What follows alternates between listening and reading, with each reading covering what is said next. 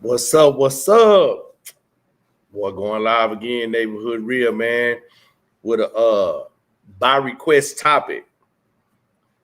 Tapped in today, man. Y'all know what it is, man. On Fridays, open door Friday. We're gonna get it cracking and see what we got going on, man, for the night. And just do it that way. You feel me? The door is open, the platform is open, the discussion is open. The topic tonight: why are men detached from emotionally, right?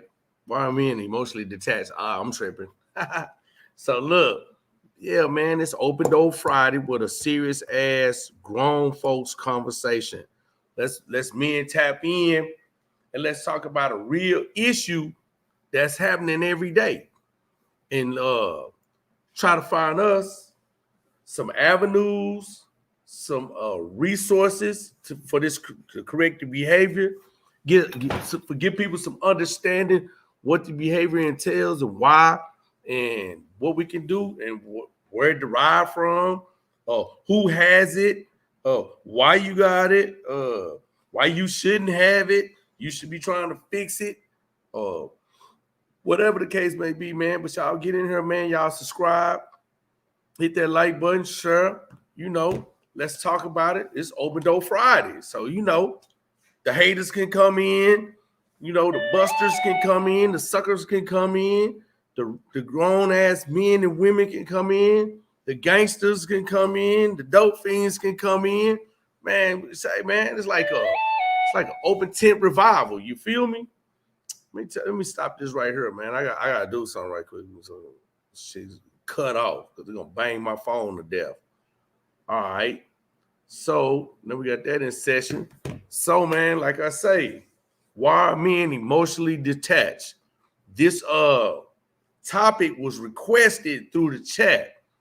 So I had the other night we was talking about domestic violence, right?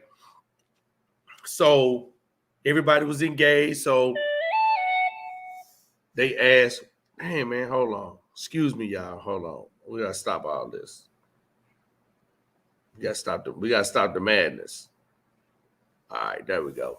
So we was talking about domestic violence. Everybody was engaging in the chat. It was a beautiful thing. Everybody was engaged, so that was awesome. And the question was asked about men, and we talking about why men, abuse women or women abuse men in domestic violence. So someone in the chat, what I'm saying, Latrice Marbury tapped in and said, "Hey, why are men emotionally detached?" So I was like, I had already threw out there, let's find a subject. Boom, there it was. She pulled a perfect raffle ticket, and we up in her. So here's the night. This subject is dedicated to her, so we can talk about it and get in an open forum. But shit, in the first and foremost, you know what I gotta do. We gotta thank everybody that's tapping in. So what I'm saying, West Side, Grape Street, Rihanna Hodges, what's up? What's up, man? We up in here. So, ladies, I'm asking for you guys to be engaged. If you need me to bring the lady, the infamous truth teller, back tonight, I can tap her line and see if she want to tap in. And if you guys need further information, because she said she had left out a few key things that she wanted to elaborate on, and and probably go a little further and expound on some more information, or just had a dialogue, or anybody had questions or whatever, we can go back to that. But it's open door Friday. Y'all know how it is, like tap in Tuesday, but this right here gonna be open door Friday, way more open. You feel me? So yeah, man, that's where we at today. So checking in, Tuka, what's up? How you doing? Appreciate you guys. We're gonna need some people, man. Tap in, man. I know they want to hear this conversation. It's deep, man. Hey, boy, you got you on that backstage. You got to turn that mic. Got to turn that mic and that cam on to get up in here. You know how I play it. You ain't connected. Salute. Thank you, Tuka. Hey, man. So here we go. Anybody want, before we get this conversation started, or is anybody in the chat or watching that's not in the chat interested in bringing the infamous truth teller back on the platform tonight to finish elaborating on the domestic violence, because I felt like that's a real important issue that needed to be discussed for men and women. It just wasn't a one-sided conversation. It was a two-sided conversation right there. So we're not going to discriminate over here. We're going to have the floor open so we can tell both sides of the story, both sides of the opinion, both sides of the truth, or both sides of the assumption. We just tell our story from both sides, right? What up, vibing? Yo, yo, yo. Man, I mean, damn. Y'all hold up. I just seen something. I told them boys I did it.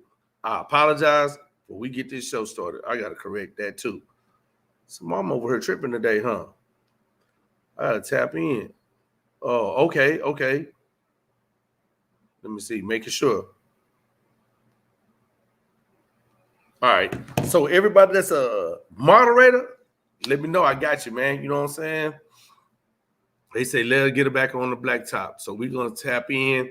So anybody else want to see, I need at least 5 people, man, want to hear what she got to say, right? And if not, we're going to slide out without her. You feel me? Let me tap that boy.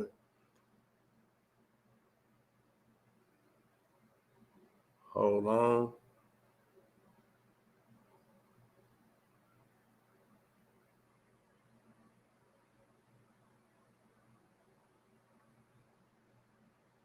All right. So y'all boys know what happened, man. So let's y'all, anybody want to talk about that? We can do that too. You know what I'm saying? And go back to the what Loco was elaborating on earlier. We could that's on the table if we want to discuss that. You feel me? But we're gonna get straight into. I'm gonna get straight into it because I had a few things, man. I want to, get it all lined up so we can be on some, not on a guessing or assumptions or something like that. So, man, being emotionally detached, right, is the inability and unwillingness to connect with somebody, right? Others on an emotional level, right? So it's either causes them, I take that back, not causes. It helps them from being stressed out when they're not connected. You feel like this. It's like a protection thing. You know what I'm saying? They get emotionally attached because they don't want to connect with nobody. They don't want to be hurt. They're hiding behind their pain, their stress level, their anxiety, or whatever the case may be. This is why they use it. That is like a mechanism, like a defense mechanism. That's what I'm trying to say. It's a defense mechanism for them to protect themselves, right? So people be wanting to know, like, really what causes that. Bingo. There you go. There you go. There you up in there. What's up? So people want to know what causes emotional detachment, right? So what causes that? It can be several things, we can talk about. It could be like something traumatic that happened to you in your childhood. It could be growing up as an orphan or a single child. It's like a lot of people that's like they're just a single child. They really got that. I've seen that. Boy, they be selfish. They not sharing shit. They ain't talking about shit. They ain't got no feelings towards shit. And they manipulative too because they have to be because I think they got like 3-4 personalities really. So them people be tripping, man. So then you got physical abuse will cause that. Something physical will cause that, and some neglect, that'll cause that. So those are things that may cause it.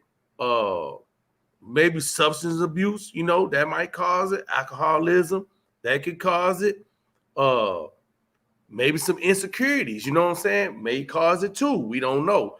So I don't know, man. It's kind of like it's a deep ass subject because we all encounter that in relationships where the person may not be engaging fully as the person that they're with. It may be male or female because females are become emotionally detached also. So I don't know, man. So before we kind of like really just get into that, anybody want to just shoot a question out there? They got something they want to say about understanding what emotionally detached is. We can go from there. What up, Loco? What up, Hood? What's going on, everybody? Salute everybody up in the chat, man. Glad to see everybody here. Grape Street, Miss Britannia, Got Miss Tuka up in the house. Got West Side, Miss Crystal. Man, what's good with it, man? Oh man. So what you think, man? You like to elaborate on that? Man, I'm gonna be totally honest. I've been trying to get my mind around the subject, bro. Yeah, Boy, you deep. already know, nigga. I'm like, man, cuz I'm just gonna goddamn be on deck to listen to some good commentary and I'll just be a good listener, man, tonight, man, mostly. You know what I'm saying? Get to the other part of the show. Till we You get to the see, other part of the show. yeah, I'm one of the niggas that be emotionally detached. Keith Claus, what's up, What's boy? up, Keith? What's Man, up, look, boss? Deuce in Boss? the house. Yeah, man. Chop chop. But Yeah, yeah, man. man. So there's some things like here goes some things I know that you could try. Like you could try to understand how to release your emotions. I can't personally say what you can use. I mean, you have to figure that out for yourself. I find ways like I can become emotionally detached, and then sometimes I can't because I mean it depends on my situation. I can go back. I'm on like a light switch. I can go back and forth. So if I need to release some or not withhold it, I can. I mean that's not a good thing. That's not always a good thing. It's not always a bad thing either. But Mhm. they always say, here's another thing for you to help yourself not be emotionally detached or something you can work on. Stop reacting. Don't react, right? Don't start small, man, which you know what I'm saying, with your things that you're trying to do for yourself. Like set your small goal so you can try to figure out how to connect emotionally. Try to here go a good thing too. Keep a journal. Write down what go on, what upsets you. Like this right here might upset you today. So now you can try to write down that by doing things that you write down that upsets you or stresses you out or give you anxiety. Now you got this uh, a journal, or I keep a composition pad, you know what I'm saying, and a notebook, and I just write in it. So now you got a list or something to refer back to. Those are your triggers. So now when you understand what your triggers are, then you'll know how to combat what goes on when you're being triggered. You'll have, okay, this is what triggers me. So what do I do? You know what I'm saying? To not be triggered. How do I put defense up against the things that might automatically push me over the deep end? Or I just don't really know how to say this is what it is. Because sometimes we just be lying to ourselves and we don't really understand what our triggers are. We don't want to face the truth that some this big will piss me off to the max, and I'm all the way out there crazy. So that's a thing you could do. And then okay, I know this one.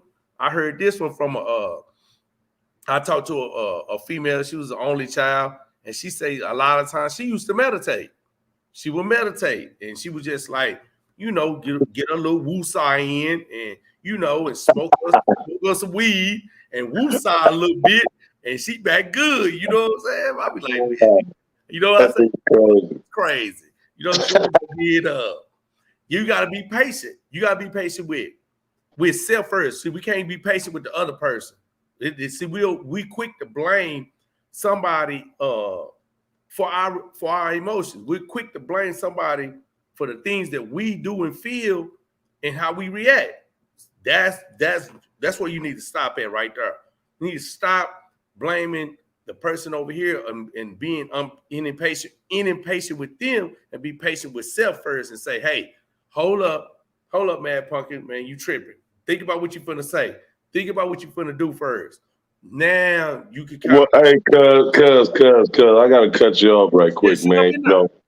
Because you sound good. You sound like Dr. Phil right now. Oh, But I hey, just do but what I did. I know for a fact, nigga, you talking to yourself and me and everybody else, because your ass deal with it every day, nigga. Yeah, I'm Every fucked time up. I talk to you, you talking about some emotionally detached shit. Hey, I'm first one to be telling you, man, I'm fucked up. You know what I'm saying? I be tripping. Same. But the thing about it is, this is the thing, I can joke about it and bullshit around, but man, at the same time, I know my problem. When I didn't used to know that, I could, Real. you'd call me years ago. I couldn't have these type of conversations. I would be embarrassed. Just to be honest, I would be embarrassed to have a conversation and really just show people like I do got some feelings, But then you kind of want to like, I don't want to say nothing because the nigga ridicule you behind it, and I can't take the high side, so I just stayed away from it. For But sure. it's just maturity, man. I had to figure it out. Doggy dog, what's up, man? Doggy dog, what's up, man? Tapping in. What's going on, Miss Michelle, Doggy Dog? What's going on? I don't know, man. It's just like, let me see. What else I had said? These are just some of the things that I came up with myself, right? And just what I just said. Identifying the problem. You have to identify what it is. Like, okay, what really made me trigger out? You know what I'm saying? I'm just real. I think what it is for me, man, I'm real irritable, and I do attribute that a lot of that from doing time. You know what I'm saying? I'm very, very irritable about things, man. Shit ticks me off easily, like shit that we didn't have to deal with per se on the inside. Being out here in the streets, being out here in the world, realizing that everybody ain't been through them incarceration stages, and they like to even understand where I'm coming from. But in there, man, you know what I'm saying? You got an opportunity to not deal with none of that shit. Right. And out here, you can't run from it. You gotta deal with it because you may have 4, 5, 6 motherfuckers leave you alone. It's always gonna be that one son of a bitch that's gonna bring out all the bullshit in you. You understand what I'm saying? And shit like that, So, and it's like determining which one of them gonna do it, or which one I'm gonna let make it, or what shit I'm gonna let slide. Okay, I let this, and that slide. God damn, the next thing I'm finna go off about. And it's just, it's just a reoccurring pattern, to me. I can kind of relate in that way. You know what I'm saying? Right. So just to piggyback on what you're saying, I can relate also the same way because like we do when we incarcerated, we used to being governing ourselves. Now we're being governed by something that's really not in our best interest because you and I both know that the system is corrupt. The system, the people that work in the system, majority, not all of them, because I would be wrong to say all of them, but I'm gonna say about 70% of the people that work in the system are sadistic because at some point in their life as juveniles or young adults or young, 20s, they've been bullied, they got low self-esteem, or they coming from a family that's racist, they not understanding what the street life about. So, they anti-crime. And so it's so many things factoring in. Then check this out. They got their own personal problems going on. They don't know how to emotionally connect with nobody. They don't really understand levels of respect. So, it's a lot of things that go on. And then we're forced, and I'm going to make this deep right here. Watch this. Because all us do this. So we get out. Now we've been dealing with these sadistic ass officers, and now when we get out, the minute somebody says something to us, we triggered. When I say something, I don't mean in a nice manner. They don't, and then be like, "Oh, hey, how you doing?" What the fuck you doing? No. We're just saying I could be chilling, and somebody could say, "What the fuck you doing?" And automatically, just that, "What the fuck you doing?" Boom, that I'm triggered. Now I'm like, "Who the fuck they talking to?" You fucked up. Now I'm mixed up. Now I'm on some bullshit. Nigga, what the fuck you talking to me like that for? Because that's our biggest thing, because that's something that we have to endure in the system over and over daily, all day long, from first shift to first shift again. We're being handled and talked to in a manner that's so disrespectful and so, degrading. And we're being degraded all day long, off and on at different points and times of the day. So it's hard after you do that. That is embedded into your character and your personality and your emotions. Now we out here tricking off on people. If we don't understand where we pick that up from and try to work on that, we doomed. And why niggas be snapping out, man? That's why you see all these niggas study killing out on bond and shit. These niggas making bond killing again. You like, God damn. But niggas can't cope, man. Niggas ain't got the mechanisms inside of them to make them chill out, man. Or, they ain't using no tools or nothing, man. No rules or tools, man. So niggas just flip out, man. And usually on a woman. You know, a Right. whole lot of these women catch the wrath. You know what I'm saying? Because they want to be like, they just want to be women. They ain't went through no penitentiary shit. They don't know nothing about all that, how a nigga be feeling in that motherfucker, or Right. how the women treat you and they're like shit, and ain't nothing you can do about it. And one thing you vow, a lot of us as men, is that, man, when I get out, ain't no bitch gonna talk no motherfucking way to me like that no more. Yeah. And they got some of the trashiest, ugliest, nasty, fat, stinky ass motherfucking bitches in there just handling us all rough as shit. You know what I'm saying? Like, nigga, that shit be tearing a nigga to pieces on the inside, So the first female to say something to you crazy, man, all you see is a penitentiary guard bitch. You Right. know what Right. I'm Right. saying? Yeah. Hell yeah. You like, no, hell no, man. Fuck that shit. So yeah, it's a trip, man. It's a real headbanger, man, when you do significant time in the pen and you got to deal not only with your behavior and your mind, you got all these other motherfuckers in there crazy as the motherfucker. There's a whole bunch of other throwed off motherfuckers in there right beside your ass. Might be your celly and everybody on the run. Everybody crazy. Everybody got some bullshit going on. Right. Right. You So know you what know I'm what I saying? what I say that is we was it's like when you get locked up, we don't like to talk about locked up, but people this is all correlating to being emotionally detached. When you get locked up, we're used to living on a certain level of freedom in the streets, doing things, moving, getting up when you want to, eat what you want to, wear what you want to. Now you're coming into this system, this brand new world, of being confined, and being controlled by somebody telling you something. It seems unorthodox. It doesn't seem, let me correct that. It doesn't seem unorthodox at the beginning because it's the county. You still got action. I can get out. But once bam, you on that bus, you get that bluebird, and you show up at that intake, right now it is over with. There is no more bonds. There's no more thinking about getting out. None of that. What am I finna go face? So once you go through that first, I'm gonna say that 90-day transition of going through the prison and seeing what it is, now you're starting to look and say, this ain't what I'm accustomed to. Nigga in here washing sheets in the toilet. Nigga, I be pissing in there.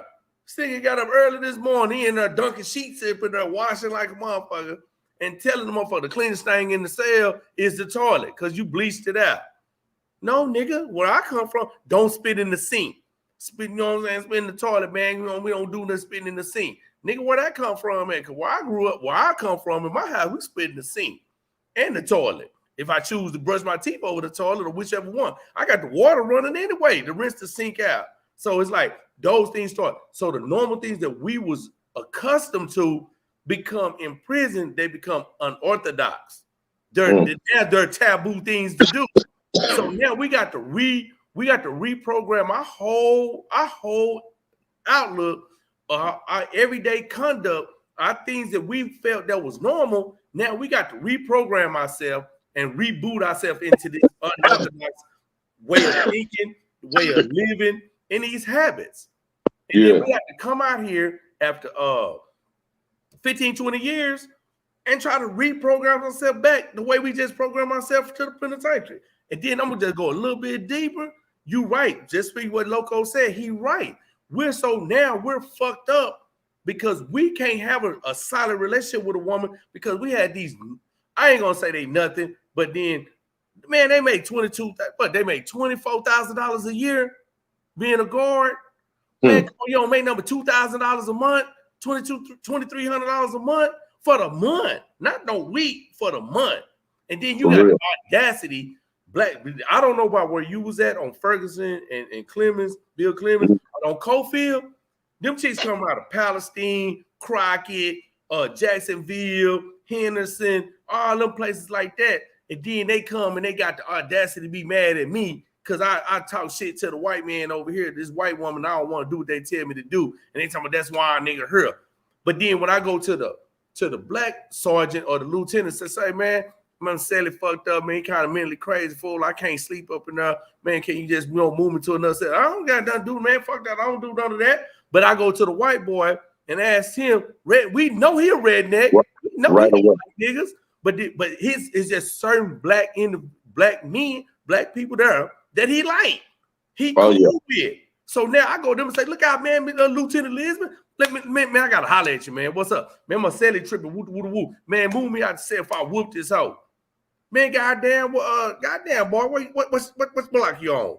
Man, I'm down on B wing, man. I'm on 117, man. This motherfucker, man. Can you move me upstairs? I don't want to come off the wing. I just want to go upstairs or something. Just get me out the cell with him, or just move him. You know what I'm saying? I just ain't trying to whoop the fool.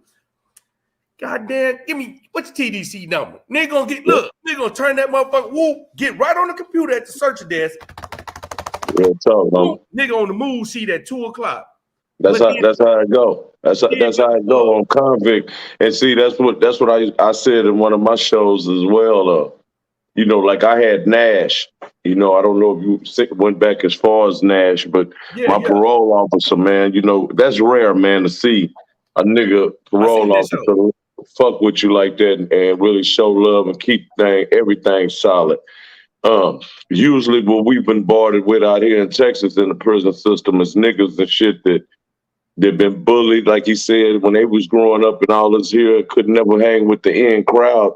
Then when they get that authority over some real niggas from all over the state, they take full advantage. And the ones that's like in the deciding factor on your life in there, it's very rare they're gonna ride with you. But that white boy gonna give you a chance at least. You have a better chance dealing with the white man. That shit is crazy as fuck. Which, guess what?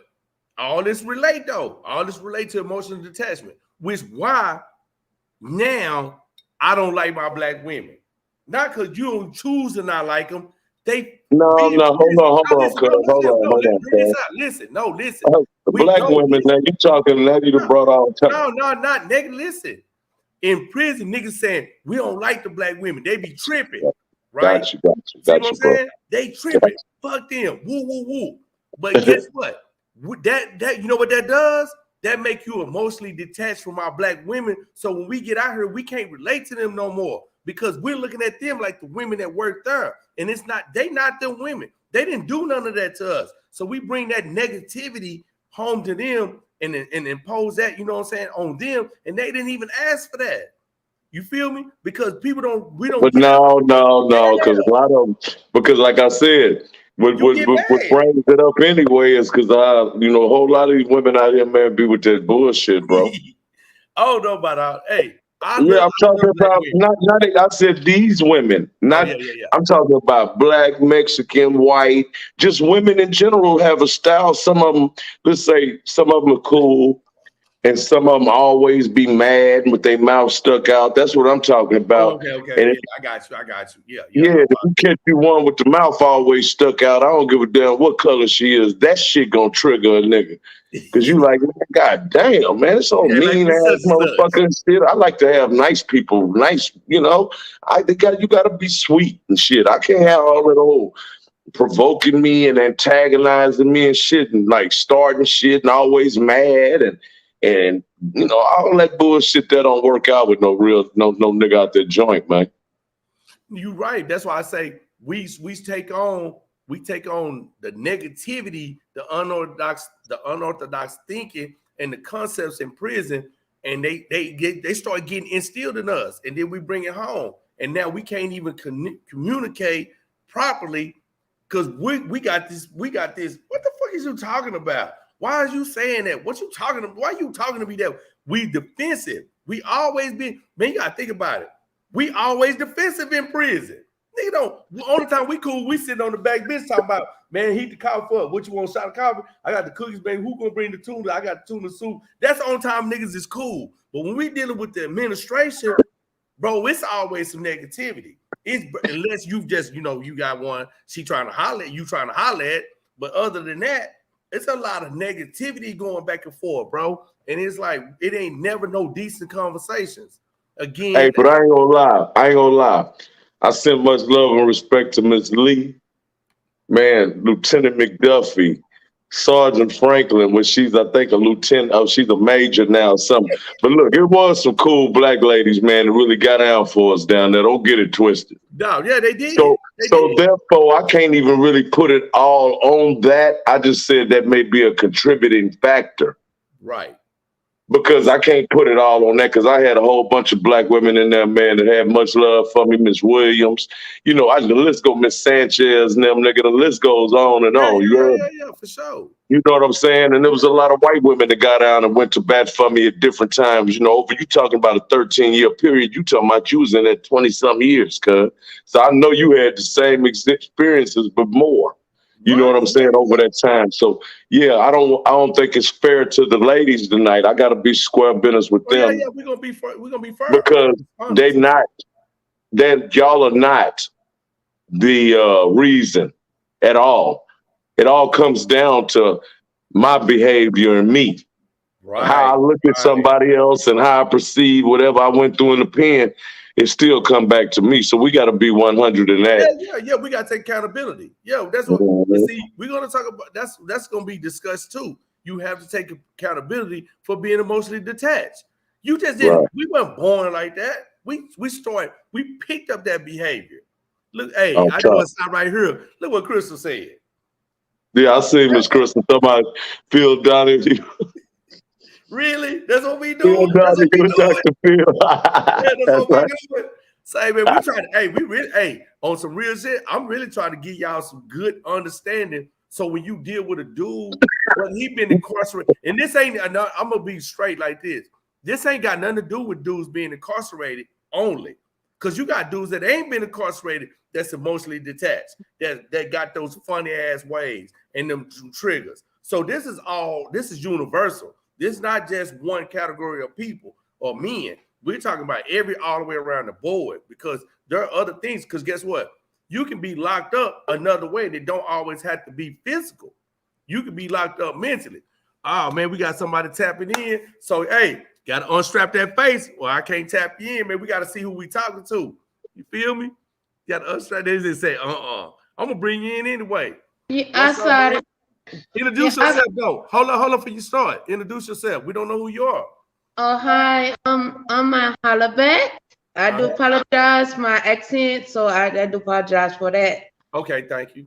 But you guys are very interesting. Thank you so much. So what do you have to say? Give us some input. We looking for some input. We need some answers. Well, I think for as emotional detached, I think it because your parents tell the boys, they can't cry. No cry, you pump, and I think that has destroyed the black men. The black men still need to show emotional to their women because we need to feel that you care for us, not you so hard all the time. That's right. I think it'd be good to show the emotions, to show these little kids, when you fall, get back up. It's okay to cry. Right, What do right. you think? What do you think? I agree. I'm That listening. was I'm right. learning. Listen, I can say this. I'm learning because I'm open to learn something. So I want to hear a woman opinion of what they're encountering with men that does that. Because that'll Right, help me understand my behavior. Or right, maybe I can relate to one of my partners that has that type of behavior, and we can learn how to correct ourselves. But this is what this is about. We have to enact and have a conversation. If we're go. afraid to have a conversation, how are we gonna fix it? That's right. I feel like if you talk to the one another, but I cry and you show that you're so hard in making a woman feel like you don't care. So if you do care, show the emotions sometimes. You don't have to do it all the time, but just show and realize that you do have somebody in your corner. Man, that's real. That's that's That's that's real. that's solid what you saying because I Look, know it's coming. You got wisdom. You got a whole lot of wisdom. Yes, ma'am. yeah. Yes, That's So, real. you say what's her name? Holla back. yes. Okay, holla back. I appreciate you coming on and don't go nowhere. Don't go O- nowhere. But I Okay. appreciate you tapping in and giving us that insight and that wisdom because that's Yes. what we need. Because we don't never want to have those type of conversations. They're uncomfortable. They're just swept under the rug, and then we just let the behavior go on and on and on, and we just pass it on to the next generation. But if we talking about really trying to build together, it doesn't matter what color you are, but we trying to build, we have to have a conversation. We have to find Correct. out what is the root of the problem and why Right. is it the disconnect. So And I yeah, think I can agree with you right there. And I think sometimes it's maybe the men pride. Their pride gets in the way of showing the emotions as well. Sometimes you take your pride down, and a lot of men will be great men, but it's their pride that don't want to cry, they don't want to show no emotions, which I think maybe I don't know. It's crazy to me. So what she say in the background? What do you think, What do Nabi? you say? Oh no, I agree with everything. I think that growing up in our community, black men are told, suck it up, don't cry, stick your chest out, chin up. And so as you become older and you become men, you think that you have to mask everything. You have to hold everything in. And as she said, when you're in a relationship or when you are dealing with certain situations, you can't mask your emotions all the time. You can kind of make it worse if your woman doesn't know where she stands with you. So it's always good to show your emotions sometimes. It's okay to cry or be sensitive, and it's okay. Okay, Hey, so hey, and I'll be real with you. When I was growing up, you know what I mean. Like if a guy, that if we ran into a situation where a guy was crying behind his girl, man, you were never coming back from that. Right. Y'all showing her that type of emotion. You know what I'm saying? Yes. Uh, yeah. So y'all are dead on with that, man, for real. And then especially, like I say, coming out of incarceration. Right. Oh, You know that's what a I'm saying? huge, that's a huge, no disrespect to you to cut you off, but that's huge.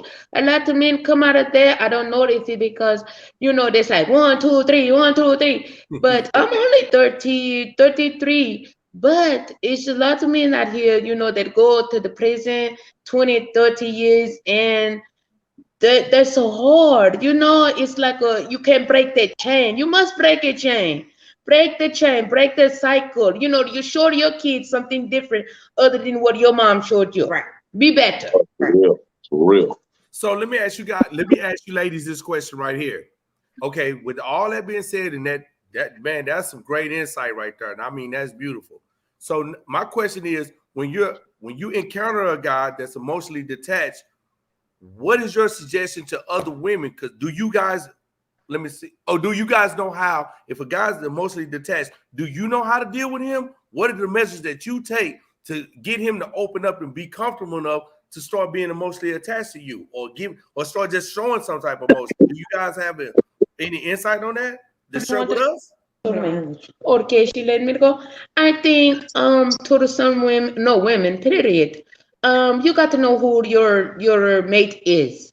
Like you have to learn each other. Sometimes, it depends. Like they said they're coming out of jail. So if they're coming out of jail, then you got to work a little harder. To me, just work a little harder. And if he really loves you, you really love him, you'll see a change. But some men or some women don't want to change, but you will change for the person that you love or you want to be with. Some men say, I'm not going to change, I'm a dog. I think all men maybe have a little dog in them, but when you love somebody and find that, then you have a little patience. You know what I'm saying? You just don't give up because they don't act the way you want them to act. It's kind of like a little puppy. You Right. train, you train the puppy, hit 2, 3 times, not physically, but they're gonna mess up, but you don't know if they try. If you try, you stick in it. But if they no try, then you can't allow them to. You can't raise, someone that don't want to try. You Right. know. Right. That's So real. what she say? What's her What, insight? what do you think, We Nabi? need both of we need both of you guys. Um, I definitely think maybe communication. So just opening that door, making them feel comfortable with, being emotional or, speaking about whatever it may be. Right. Right. So my So yeah, I definitely think communication is key. right. So let me ask you. So I'm gonna ask both of you ladies. So both of you ladies in a relationship. I am. Okay. So She is do you stepped have away. emotional attachment in your relationship? Do I have? Do you have emotional attachment in your relationship? Yes, yes. So how do you keep That's it a part of thriving? my love language. Okay, your love life. Okay, so how do you keep it thriving? Just being open. Being open. Come on, I need a little more detail. What I is mean, open? Like open can be anything. I mean, well, communication. When I say open, I mean communication. So Okay. we don't necessarily let any situation or circumstance go unsaid. If Okay. that Right. makes sense. Right. Yeah. That makes total sense. If it's something that I know, like she said, you have to know your partner. So if it's something that maybe he can't discuss right now, or he doesn't feel comfortable emotionally letting out, I know how to back off and give him his time. When he's ready, he's gonna speak. We're gonna have that conversation. So Right. sometimes we as women, we can be, or people period, can be a little pushy and want you to be emotional or show your emotions right then and there. And it's a process for everyone. Right. You see what Right. I mean? So yeah, patience, knowing your mate, communication is key. You see that comment right there? Can you see that comment? Everyone can see and hear you. You're No. in the what? No, it's a Oh, being open can be used against you if the person ain't right for you. Exactly. So it has to be a person that's right for you. So how do you feel like that if you recognize somebody doing that? What would you gotta do? know. If I'm giving my all and I'm trying to be patient and work it out, and that person is fighting me nail and tooth, you got to know when to walk away too. Right. Okay. That's what's up. You got to know when to walk away too. Right. So You at what got point so let me ask you this. So if they're doing that and they're taking advantage, so what about the other aspects of the relationship though? Do you just walk so you're just gonna throw all the rest of it to the curb because of that one situation? Well, it's not one situation. Again, if it's something that you're putting your energy in and you're putting forth effort and you're being patient and you're trying to work through that patch with that person and they're not willing to put in the work with you, I mean, that's not one situation. That's just pretty much the relationship at that point. You Yeah. know? Okay, You know, I feel that. No. not me. I said, I kind of, was thinking. I said, well, we got to realize God made men different, right? Right. God made men different, so we got to realize, like, how they think. They think different from us. So when we tried, sympathy and empathy, they give it a little different. That's true. We cry. We may cry over, you didn't do this. And then some men say, well, what are you crying for? Mm-hmm. But see, we so emotional attached to where sometimes you guys say, well, that's nothing that I would get mad about. Why are you upset? Right. So we kind of have to learn the men like they have to learn us. Exactly. That's how I feel. You have to. What do you guys think? What do you guys think that you do to try to show her? If you just said, if you're the type that your pride or your mom maybe told you, granny maybe told you, don't cry, you punk. What do you guys try to do to show us that you care, so us women will know? Go ahead, Loco. No, man, they ain't never told me that. I crowd a nigga ass though. That's That's, what's you up. know, That's what's up. I cry now and shit. If it be some shit to cry for, I don't be tripping off this shit. Yeah, don't You wait know, to funerals and cry. You Yeah. don't cry now. For happy yeah. moments. I'm telling you, I might cry when we get off. Cry Oh, laughing you're because y'all soft, and crazy. you're real good soft. No, I have problems at times, man. I guess probably with that too, man, because I ain't finna give anybody that emotion. It Right. got to be somebody I really trust them there. You know what Right. I'm saying? Whether it be a partner of mine or a woman or a child, even my children, down to my children. I ain't gonna split certain of my children. I got 14 of them to choose from. So I got, you know what I'm saying? The 14 of ones who? The that I kids? know, You have 14 children to choose from? 14 kids and 4 Absolutely. grandbabies as All of different November parents? 30th. All Yeah, different parents? of Look course, at of All, course. all different. Oh my God, you're the rabbit. Excuse my French. We call that, something. Sometimes it can be good if you take care of children, but sometimes the rabbits be the rabbits. They fast. Rabbit. Hey, I was a rabbit. That was a wild rabbit. But yeah, yeah, man, I like it, man. Y'all crazy. But Yeah. yeah, I man. like this short. This short is very it brings out, I hope a lot of women, because I don't know how you do it, but I hope a lot of women watch and a lot of men, and you get the good praise Invite because you invite guys your do a good friends to job. come I watch on. you guys. Invite your friends to come on, subscribe, and watch the shows because I want to talk about a lot of things that's what I'm saying, that's going to be deeper about relationships, about just what we need to do as people together, and just things that Guys, we don't normally talk about. And then we're gonna be on some bullshit comedy too. We're gonna do that too. We're gonna get some laughs in or whatever. But this is an Cool. open platform, like you guys tapped in. It's always open. It doesn't matter what I'm oh, talking about. If you want to tap in and have you got something to say about it, I want to hear it because I guys, like people. I like try to interact with people. So I'm a people person. I feel like so I interact. I want to hear that. I want to learn more because, and I'm gonna just what do sum it you up. say? Not to cut you off. You No, said go you ahead. want to learn. You said you want to learn more, but had you learned anything? That's the Yes, question. I have. Yes, I have learned a What lot. have you learned so far to So show far that woman something? in this Yes, conversation, yes, in sir. this conversation, I understand that your perspective was different from how I actually hear other women talk. Because other women want Oh, to say, not saying what you guys are saying. They're saying, gotcha. "Oh, you weak. You need to be man.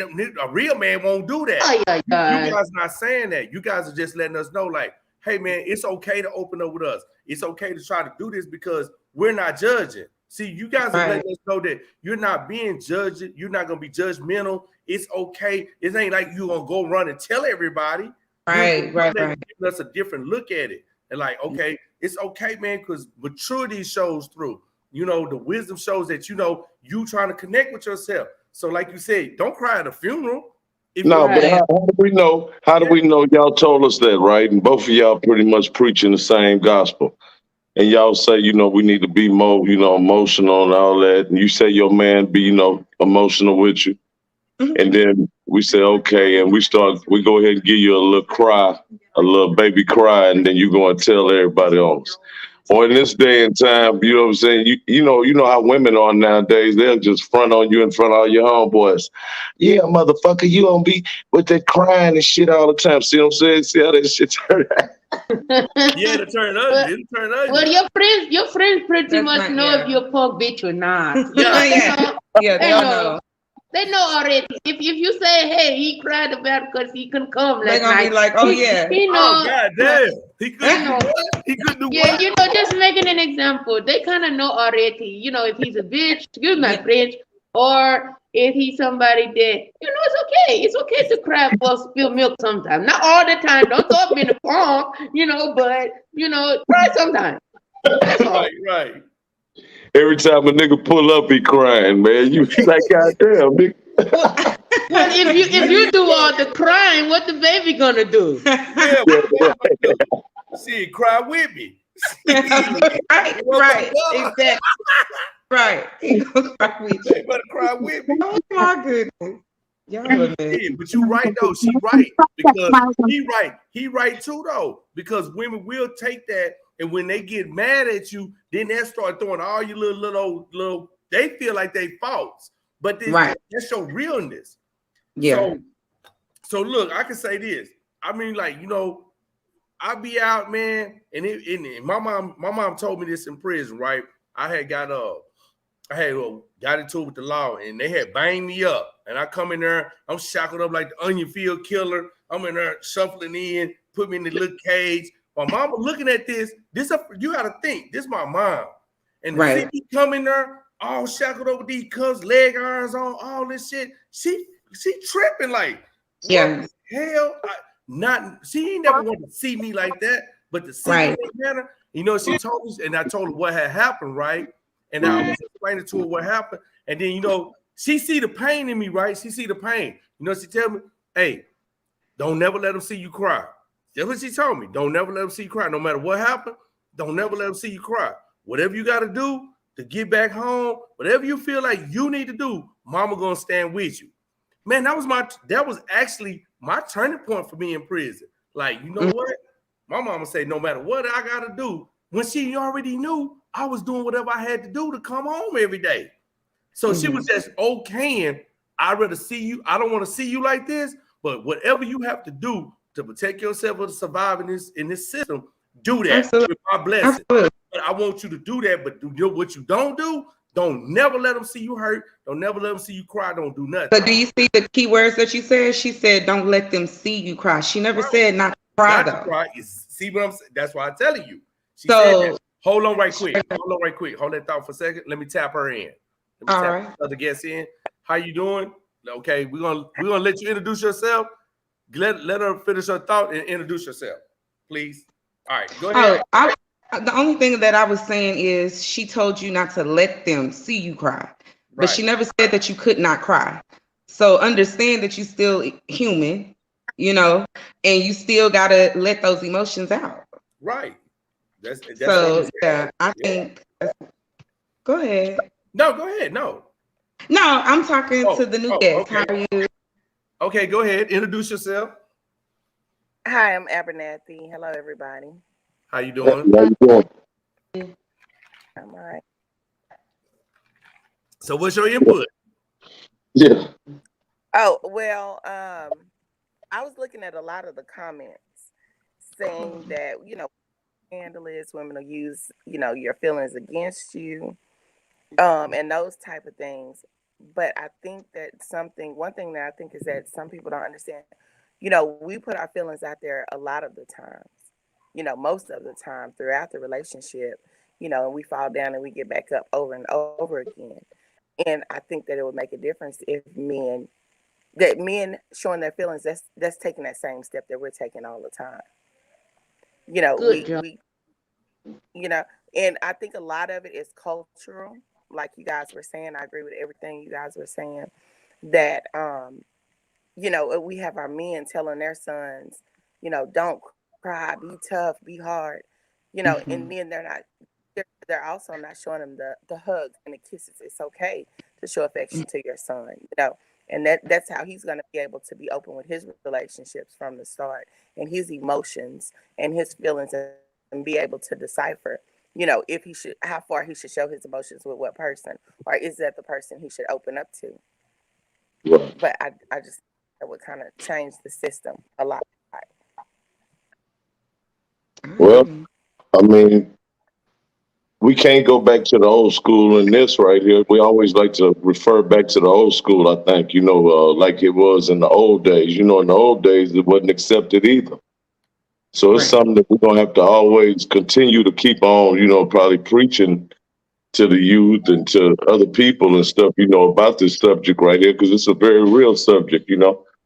Um, it's everybody's detached at some point, and especially, what we're going through right now with this pandemic and all this shit going on. Yeah. It is fractured relationships everywhere because then it comes down to financial shit. You know what I'm saying? And people, what is the biggest thing in a relationship that ends relationships? Money. Arguments over money and different things, and jobs. And it's just bad out here, man. So we're gonna have to Can I say continue to keep. something? I was thinking, Go can ahead, I brother. say Go something? ahead, holler Yeah, back. That's true. Like, I think this pandemic has taught a lot. Let me know if you don't understand it, because I tried to Oh, we talk. got you. We got you. You good? yeah, Okay, so I feel like the pandemic has destroyed, because a lot of relationships, you're not really there. A lot of them at work, a lot of them selling dope, a lot of them hookering and stripping. So you're really not there 24/7. So when stuff closed down, you really kind of get a chance to see the person that you marry, like, or the girlfriend that you're with, boyfriend, not really like him. Not really have nothing in common, because the whole time your schedules was off. Right. Even with the kids, half the time you have nannies and this raising your kids. You don't know your kids until the pandemic, so half of them is going crazy. Mm-hmm. Mm-hmm. It's a lot of people killing themselves because they don't know how to deal with. So it's go back to your emotions, like she said, the hugging, and it's okay. It's okay to show emotion. No show emotion to your enemies, but to those you Right. feel you need to show Those emotions that you to. feel safe with. Yes. Those that you feel I emotionally safe with, I would say. but where you ladies tapping in from, if y'all don't mind telling us? I see Neighborhood Real ain't thought to ask y'all that. Oh Where yeah, y'all I'm tapping in caught up from? in the conversation. Thank you so much, I Moto. moved to I'm in Virginia. Virginia. Yes. And you? I'm in Where? Fort Worth. Fort Worth. Funky Town, Fort Worth. Okay. And I know because you from Texas, you can show enough relate to a whole lot of the mentality of the guys coming home from the pen. Not saying they don't act the same way in Virginia. I think it's universal. You know what I'm saying? Dudes coming home, man, disgruntled, been in the system, been bossed around for years and years. And then they come home and the first thing they say is they don't want to hear nobody tell them nothing. You know what I'm saying? And I know there's a lot of women out here that really want to be able to tell you something. And when you shut them down like that, that takes away a whole lot in the relationship. You know what I'm saying? Because believe it or not, we always trying to see, well, how many times have you said, well, let me see if what my man say?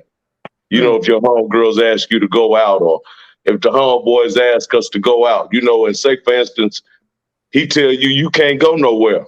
Hell no, you can't go with your homegirls.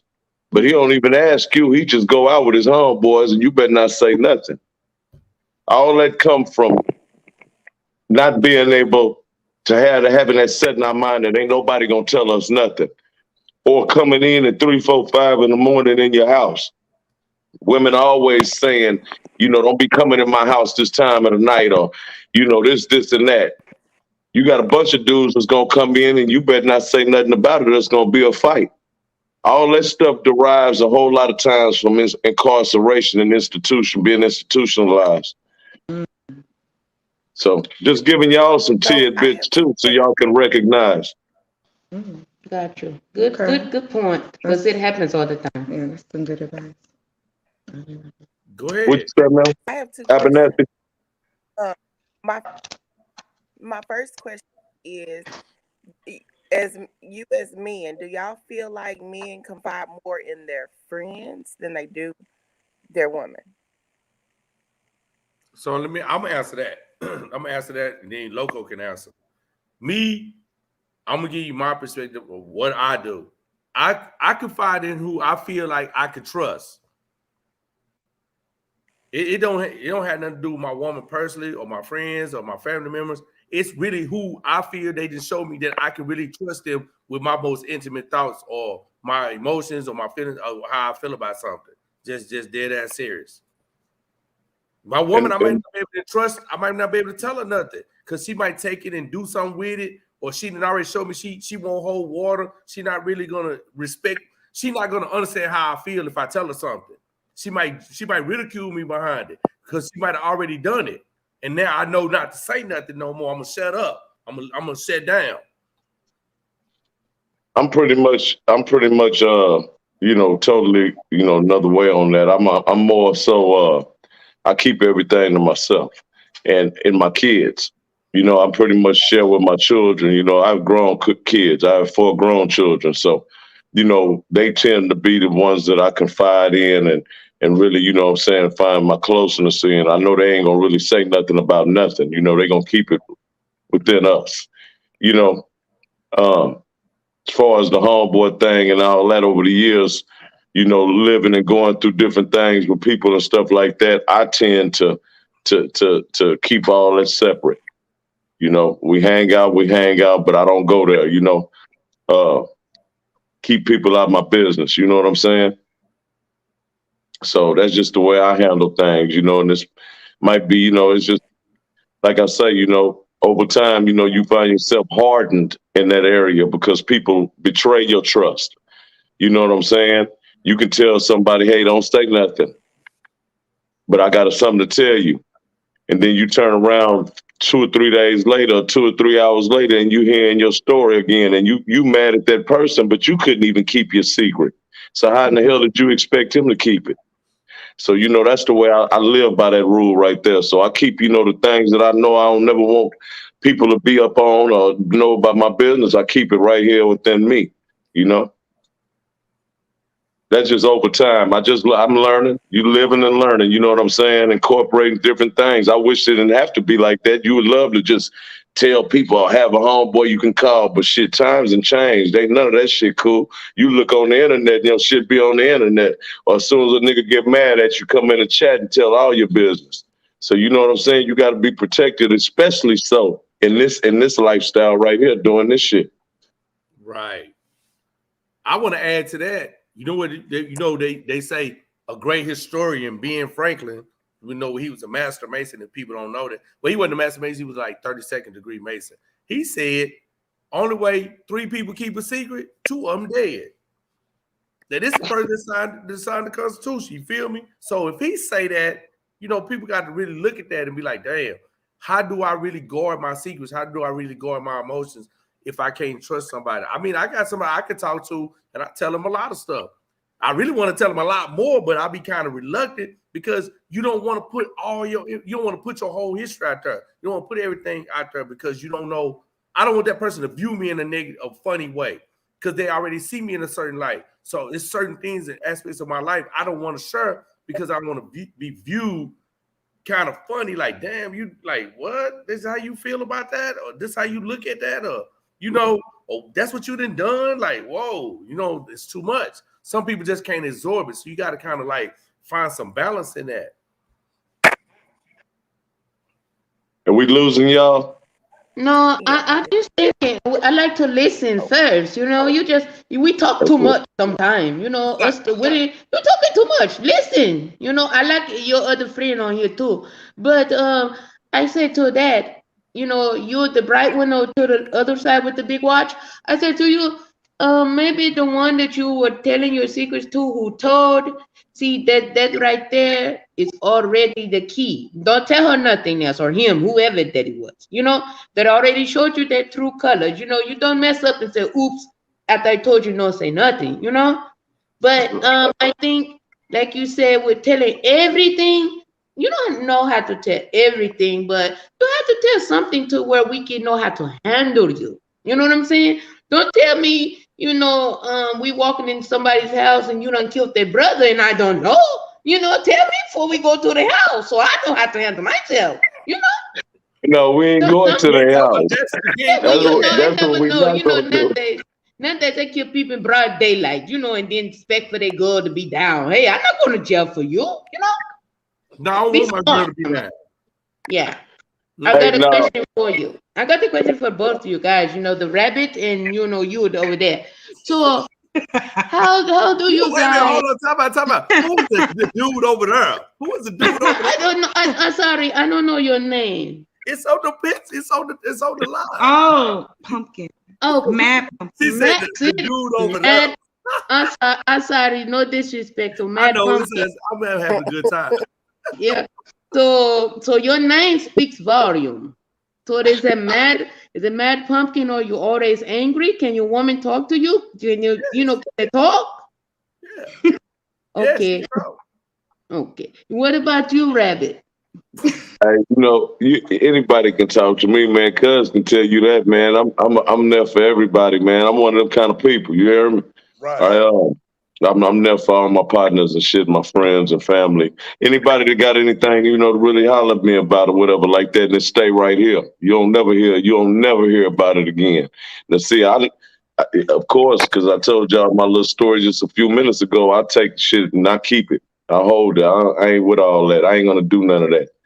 I'm from the old school. I'm 47. So, no, that's little boy stuff right there, running and telling everything and ripping and running and can't wait to tell, lay up and pillow talk and all that.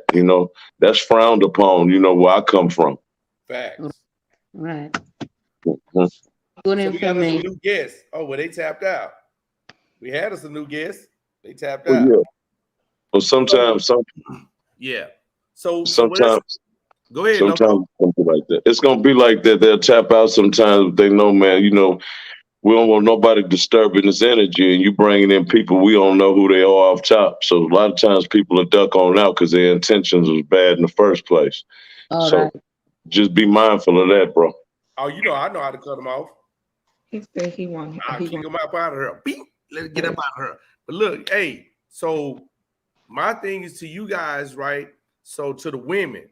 So do you guys communicate with the man that you got? Do you share your secrets? Do you actually open up emotionally for him? Like, are you emotionally available for him? Because we understand as men, women are nurturers by nature. So we want to be nurtured. And most women nowadays, they like us. They hard. They don't want to share nothing. They don't want to open up. So what do you guys feel about that? And what we should do to fix that problem or try to, get the woman to open up? You want to go first, ma'am? I'm an open person anyway. Just period. So yeah, I open up and I'm willing to share emotions. But if I see that other person is not reciprocating that, then that's a cutoff point. Nothing. But I forgot the other part of your question. But yeah, I'm open anyway. But in a relationship, it go both ways. The same way as you said, y'all saying that y'all don't want to, people, men are uncomfortable sharing things or exposing themselves. We are too. It's the same thing on our ends a lot of the time, to a certain level, especially in the beginning when you first meet somebody. It's difficult because there's a trust issue, right? But in order to have a relationship, you got to have that trust. You have to be comfortable with that person. If you're not, if I'm with you and I can't tell you anything and I can't talk to you, I can't be myself, why are we together? You know? That's real talk, and that's real. And I think that's another good subject to cover later on too, because the whole lot of women I've seen in my life, I can just speak for me. I've seen them lose themselves in another person so much so that they can't even be themselves no more. You know what I'm saying? Like, you don't really recognize it until a lot of times until they leave that person. Something happens and you get her back. You know what I'm saying? Or him. It changes a lot of people relationships. You know what I'm saying? Because like you say, the woman, a lot of times can't be themselves. You know what I'm saying? They got to be on pins and the needles because these niggas is crazy. You know what I'm saying? And they happen to fall in love with a psych patient. You know what I'm saying? I mean, just being straight up, So, I mean, man, that's crazy because I can admit, I'm not no perfect person, and I'm sure all my baby mamas would say, man, that nigga is thrown off. But it's because what I'm saying, of different reasons, different topics. There's so many topics inside of a relationship. What we talking about probably ain't even ain't even really a drop in the bucket. That's something that they could have probably dealt with was the anger issues or the detachment. It'd be other things, you know what I'm saying, to go on too in a relationship to be deep. And you can rest assured with 12 baby mamas, man, you know what I'm saying? I done seen them all. Right. I done seen every kind of personality, every kind of woman, every kind of color, all that.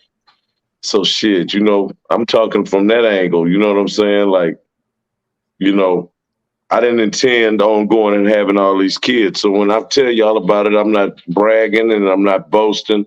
I'm not trying to be funny or nothing. I'm just being transparent.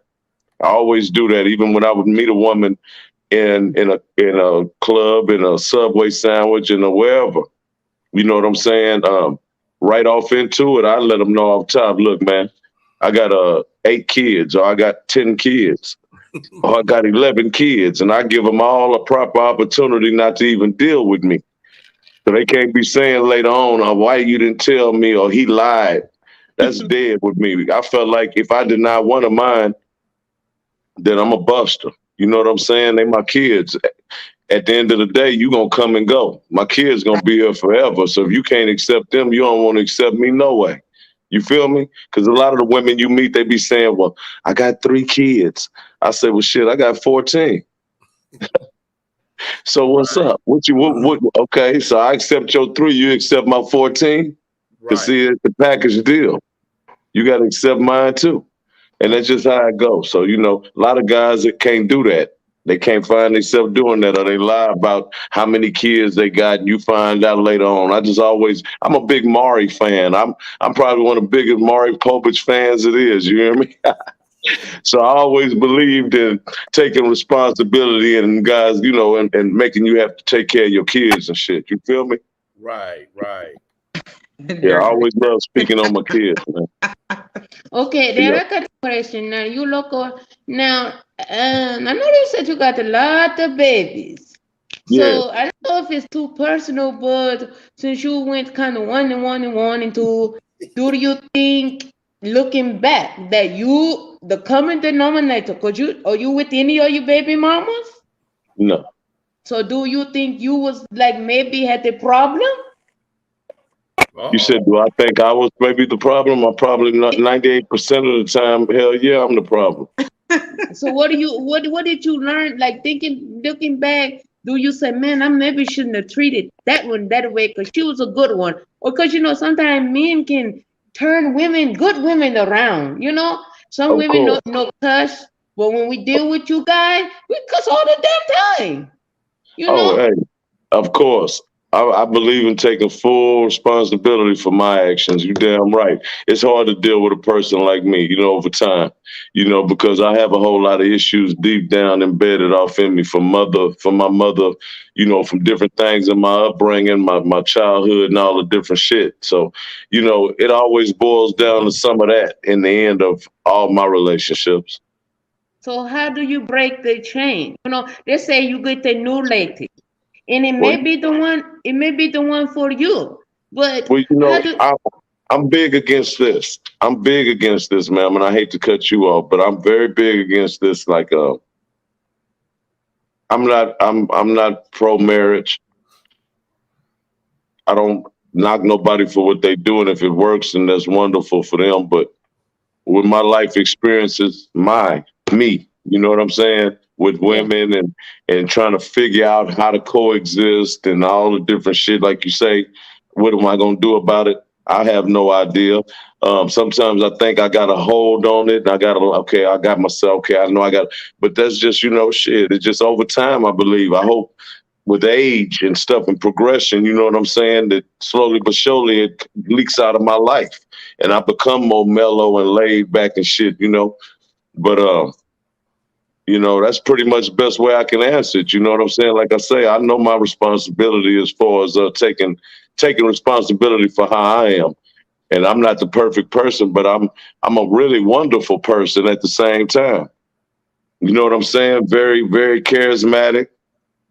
Gonna give a person my last, gonna be down for you and all that. It's just like we get to an ending point fast, it seems like in my relationships and stuff in life.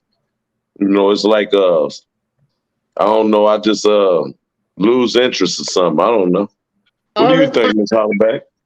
What do you think's wrong with me? Me, I'm not no doctor, but I think I was gonna say So that to you. You maybe, you lose interest too fast, and some men do that. Some men don't want to be married. Some men rather be single because they find one woman and she may have good sex or whatever. Then the next woman may treat him like a king, make him feel like a man. I think a lot of times us as women we tend to down our men. But we do down them when you sure that you don't know how to be the man. You know what I'm saying? I Whoa, can teach you how whoa, to be the man. Go ahead. whoa. So how do you determine how a man's supposed to be when you're not a man? That's what I was gonna say. I can teach you how to be the man. You But have to learn. Go ahead. Go ahead. no, no, I'm listening. Oh, I was going to say you have to, learn that from somewhere, because I can't tell you how to be the man, because you can't tell me how to be the woman. You can't sit and say, well, my last girlfriend or women not here, because I'm not that person. So you have to figure out who you're dealing with, because all men are not the same. All women don't want the same thing. Some men just want head all night. Some men hate head. You know, so you got to figure out who you're dealing with and try to go from there. And then you local, like I was saying, you probably lose interest too fast. Sometimes it depends on how long you with the lady, but I think at the beginning you have to have expectations, because us as women we move too fast in relationship. Be friends. It's okay to be friends and do what you do, because in 3 months you may not even like him, but you don't expect him to marry you. You still do you, I do me. You're not my husband, I'm not your wife. Sometimes we have to take time. Mm-hmm. You want to get on Like that you loco? look up some of the women, you may not even want women babies by if you just go a little slow. Go a little slow.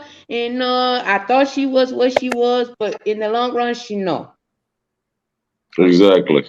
But I'm saying, no, don't get it twisted. You know what I'm saying? They don't be that it don't be that fast. To me it do because it didn't last. But what I'm telling you is, I think like I say, in my situations, it come down to a whole bunch of different factors. A lot of times, I have things that I want to accomplish in life, and I guess a lot of the women that I dealt with, the thing that pushed me away from them was because they wasn't driven enough for me.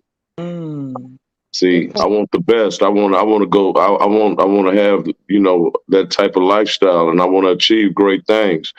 And I lose interest fast when I see that you're lazy and you ain't about nothing. All you want to do is sit around and argue, fuss and fight and watch. Every time my phone go off, you got your lips stuck out and just petty and all the bullshit. That's what drives me away from a whole lot of people. Got you. But how long do it take you to see that she's lazy? Sometimes sometimes us as told by some women, us as women, we look over the red flags. Because we want it to work so bad. We look over him bad mouthing us, or he to get better. We look over him beating our ass. We know we don't want that, but he love us because that's what mom went through. Sometimes you look over a lot of things that you don't like because you say, I didn't make it work. But a lot of times you waste your time. If you see that, if just say you said, I don't want to have a business.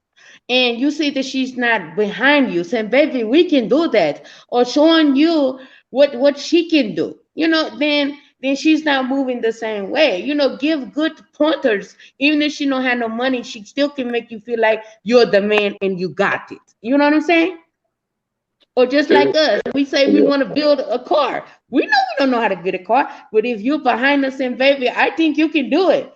That pushes us the drive to say he's down for me. He's down to do what I want to do, even if he don't want to do it. Sometimes men have to make a woman feel like they're right a lot of times. Sometimes it'll work. Don't always go the other way. Sometimes if that's not what you want to do, baby, you look good. Even if she's fat and ugly, baby, you look good. That builds her confidence up to make her feel like she can run the world. You know what I'm saying? It just Mm. takes a little bit from the mates to when we go out there, we feel like we're beautiful, because we're getting it from home. Sometimes Mm-hmm. we look for stuff outside because we're not getting it from you guys. Not you personally, but the man. I sleep with So you what are you every gonna do? night. What are you gonna do about the women that have the men that's emotionally giving them what they need and all that, that's telling them how fine and beautiful they are, even if they ain't, and they still going out there meeting other men and sneaking behind their back. Mm-mm. Well, sometimes those is they already have it driven in them. There's Mm-hmm. some that's not want to even be married or be in a relationship. Mm-hmm. All women don't want to commit. It's some women out there like men. We tend to not, look deeper. We even if you say, baby, you're cute, you this. Some women, that's not even what they're looking for. You got to ask people, what is it that you want? Because I can cook green beans all day long and you may hate them, but I don't know until you open your mouth and tell me that. You know what I'm saying? Mm-hmm. That's What do real. you think, loco? I mean, not loco. Yeah, mad pumpkin. What do you think? Do you got babies? Lot of babies? I got three. Okay. And a lot of times women kind of look at, do you take care, not you guys, I'm just saying in general, do you take care of your kids? Because you don't take care of kids, how you gonna take care of me? Us But see, women that's need the to yeah. go That ahead. was excuse me. Let me say this. That's the thing. How like you got guys like myself, you know what I'm saying, doing all that time, didn't raise his kids. So you can't say then they looking at that say, oh, how I know you're gonna be a good father. How I know you're a good provider. I was already doing it, and then I got snatched up because you got to think they don't know this, but I say, well, you got to think. I was young. To me, the streets is where I wanted to be at. But I knew I had kids, so I got to take care of them. So I did what I need to do for my kids. But at the same time, I'm not going to stop doing what I'm doing in the streets because this is how I provide for them.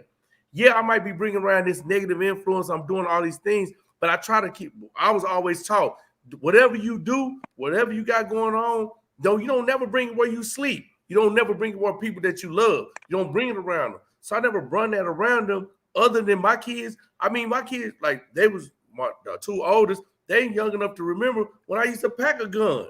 They don't know what I got it for, but they remember it.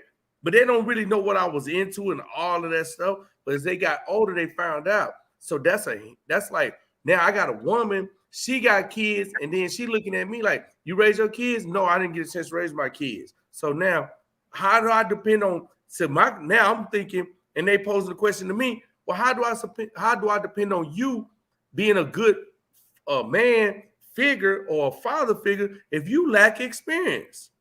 Some women gonna look at what I've learned and how I matured and where I talk and carry myself. They're gonna say this is a perfect example of a good man and being a good father, and he could teach my kids something, and they can teach me something. So it's like what the woman want and where her mentality at. So I mean, it's kind of like for us. I'm only speaking for us. You know what I'm saying? And being incarcerated. Not everybody go through that. Right. But for me, I experienced a lot of that. It's like going back to the topic. Man, you emotionally detached. I apologize if I don't have no relationships. I apologize if I lack experience in relationship because I only had one serious relationship before I got locked up.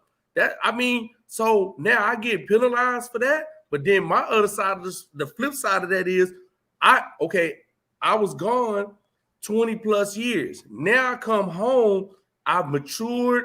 I know who I am. Not you can't ask me, who are you? And I'll be like, well, I don't, you can't ask me questions about me and I don't have the answer. I got the answer now. Back then, so now I look at life in a different perspective. I carry myself different. But so now, this is the question to the women. Then watch this. Why do I got my stuff together, change my whole direction, dynamics of my life, change how I looked, I thought was right, and when I was in the ignorant state, now I'm in a mature state, being my age, and then I gotta mess with women, and I'm not saying nothing bad, but they was just talking general. They already got kids. They already been married. They already had 10, 15 relationships, or 4 or 5 good ones, solid. Now I'm older. Now my pickings are thin. Like for real, like the pickings for me is like going to a smorgasbord buffet and everybody that went down through there on the table, and I gotta try to find me a drumstick that's complete, or wing, or just a piece of steak that's complete. What I'm on the table, man, no disrespect, but this is just how I'm pretend. We eating, and it's more like everything been ate up and there's just scraps left. So how do I find a full meal on a table full of scraps? Like now, y'all, the women want me to be subjected to like raise my kids, do this, do that, do that.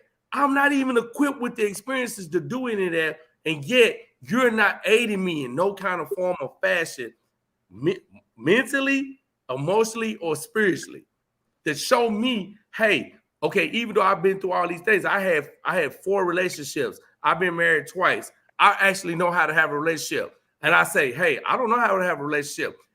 But so when I lack in certain areas, that's where you have to be a woman and step up and not be in your feelings and say, this man lacked experience, right? He don't know how to have a relationship. Let me step up and be the woman I need to be and do this and guide us through this little bumpy road and get us back on smooth land. They don't do that. They expect me to have all the answers. I don't have all the answers. So now here we are in a relationship, and it's equipped with a captain of this ship and a captain of this ship, and nobody got a navigation system. We just out here in the sea, just wherever we can try to land this sucker. If we see something, we'll land, we'll hit shore. If not, we out here in the abyss, just riding around until we bump into something. That's crazy.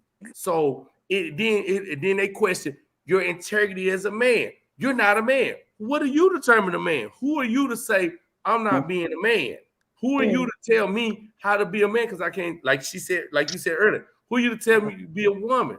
So there are so many different little clashes going on with us, or just let me not say us, let me just stick to me that I deal with. But I've studied, I've learned, I did the work on me. Women say they're working on themselves. So if you're working on you and you're 45 years old, how you not knowing what you want in a man? How you not knowing what you want in your future?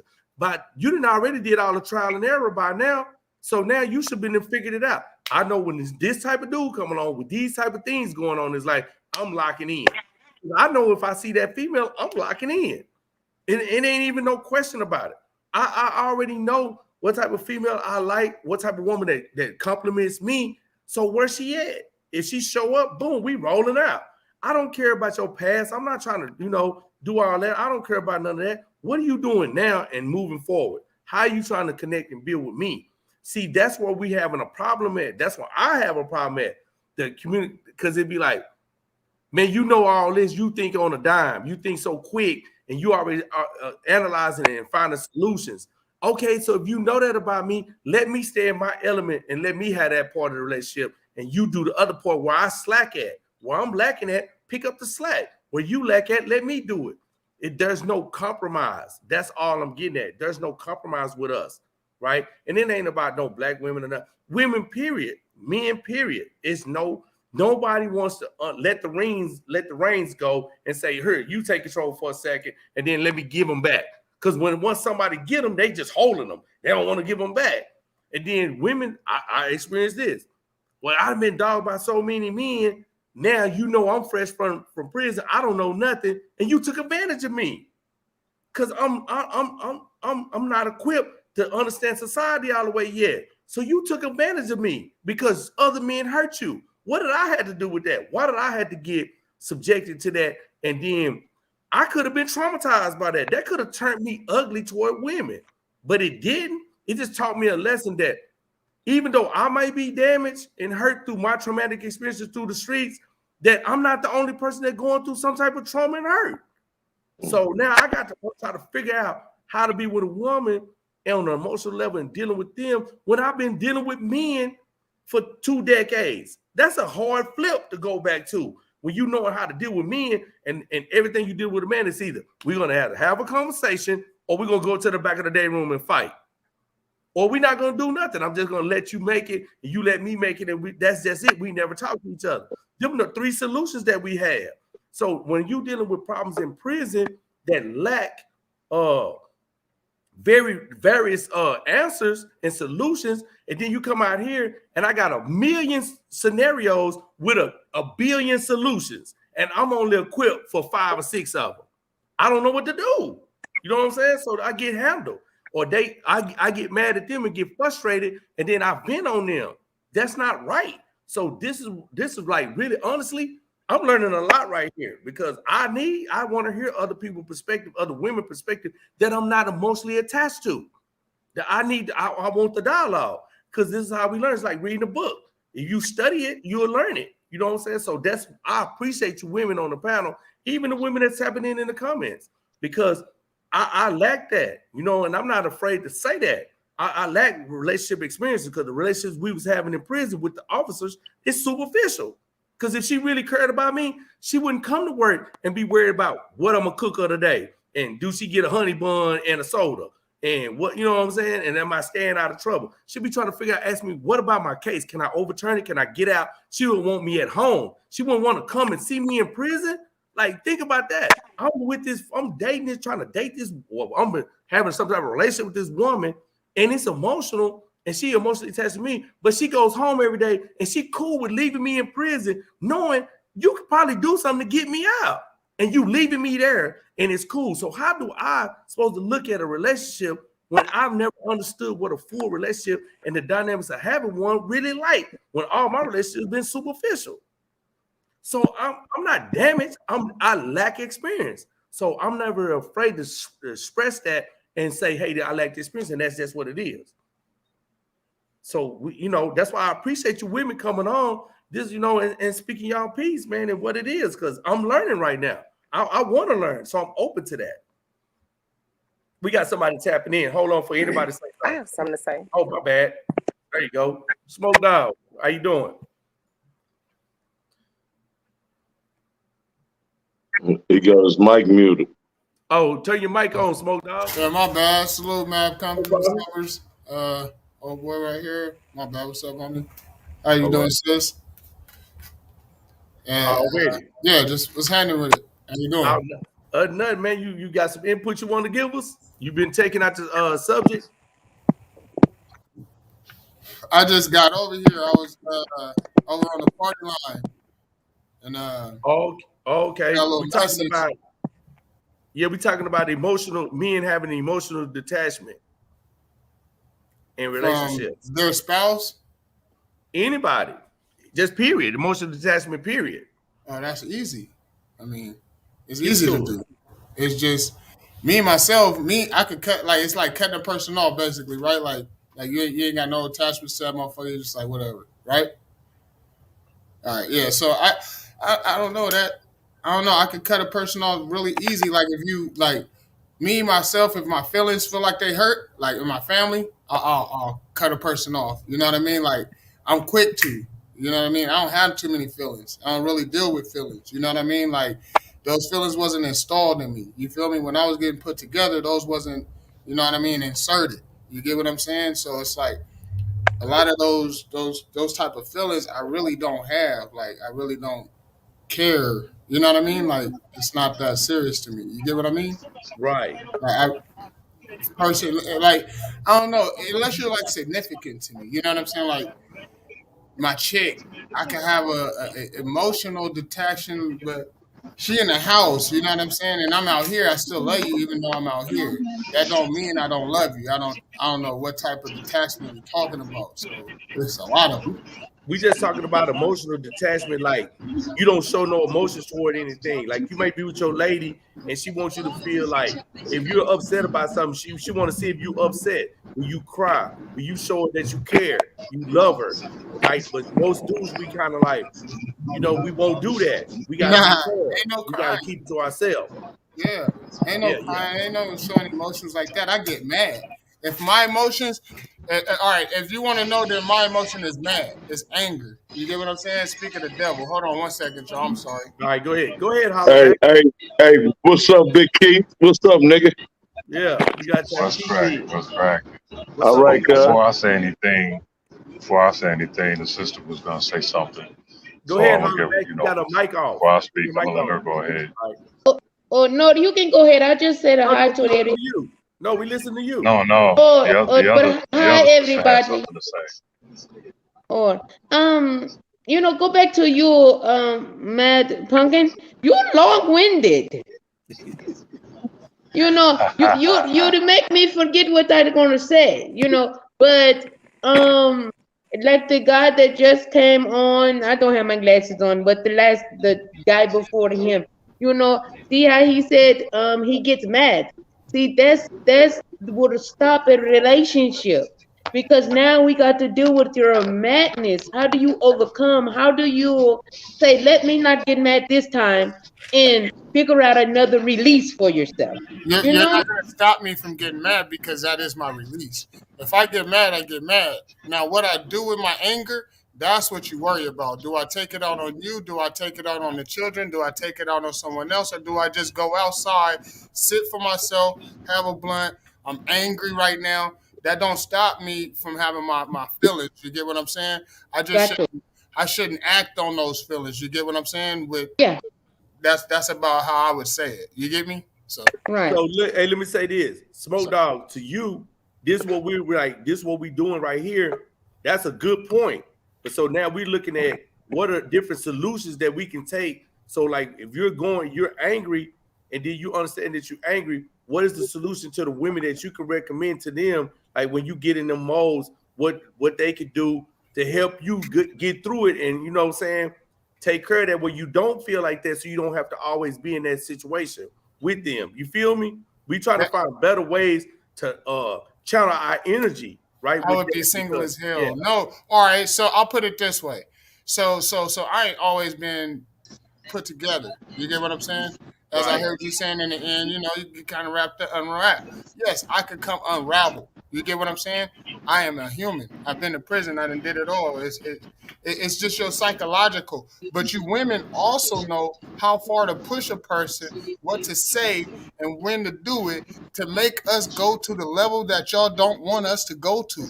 Y'all want to hear things that you really don't want to know.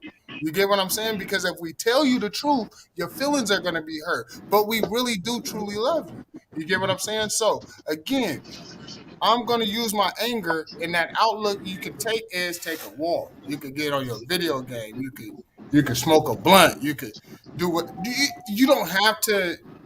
You don't have to hit somebody because you're mad. Period. That's what No, I'm we don't saying. want to Like hit. find another outlet. As in, like me, I found that video games help me. You get what I'm saying? It takes my mind somewhere else. You get what I'm saying?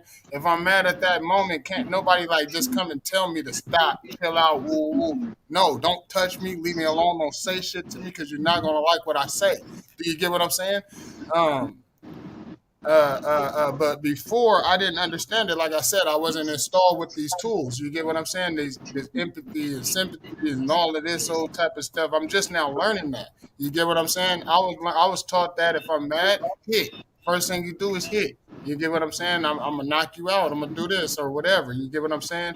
But now I took it to a different way, and I channel all of my energy into something else, into something positive. Like I started a clothing line. I fucking started trying to get a dispensary. You know what I mean? I started elevating in a different way. So I'm not even the same person I used to be. So basically, what I did was I recreated myself. You get what I'm saying? Like you have to recreate yourself. You get me? And then you install the parts that you need into your, you know what I'm saying, into your head. I need therapy. Why? Yeah. Why would you say that? Oh no, no, they I said don't need that. therapy. I'm Hold perfectly up. fine. Like I don't get it. Why would I need therapy? I honestly I don't know don't. why they You know, said that. for some of us, can y'all hear me? Yeah, Yeah, I heard Keith.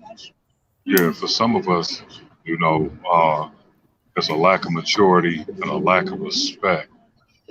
You know, for my part, at least, it was a lack of respect back when I was younger, which allowed me to to remain disconnected from the other sex. I can go ahead, I can call you my girlfriend, you can call me your boyfriend, but emotionally, I'm not into it as much as she is. So it's easier for me to walk away as soon as something go down that I don't like. You know, where and it allows me to look at it as, oh well, your loss, not mine. You know, a lot of that also had to do with, like I said, immaturity. And I didn't grow up in a two-parent home where I had a man showing me how to treat my woman. You know, Mom's had her boyfriends come in and out. You know what I'm saying? Stepfather come in and out, but nobody was there consistently to show me, and I wasn't around my married relatives enough to see the way that I was supposed to be treated by women. You know what I mean? And it's still. And then you got some people. I got homies who come from two parent homes, and dad is a man. Dad is an awesome dude. Treat his wife with respect, and handles his business for the family and whatnot. But my boys, unfortunately, they ain't shit. They don't care about all that. Because they spend most of their time outside in the streets with the big homies and with the homies from their generation, hearing the way that they disrespect women and talk down to women, and they adapt that and they adapt those ways, and that's just what it is for them. Even to this day, we in our 40s now. I'm 45. And some of my homies are still talking reckless to women. And all I can do is just look at them like, damn, homie, you ain't grown out of that yet. You haven't figured out that this is why you can't sustain a good relationship, a healthy relationship.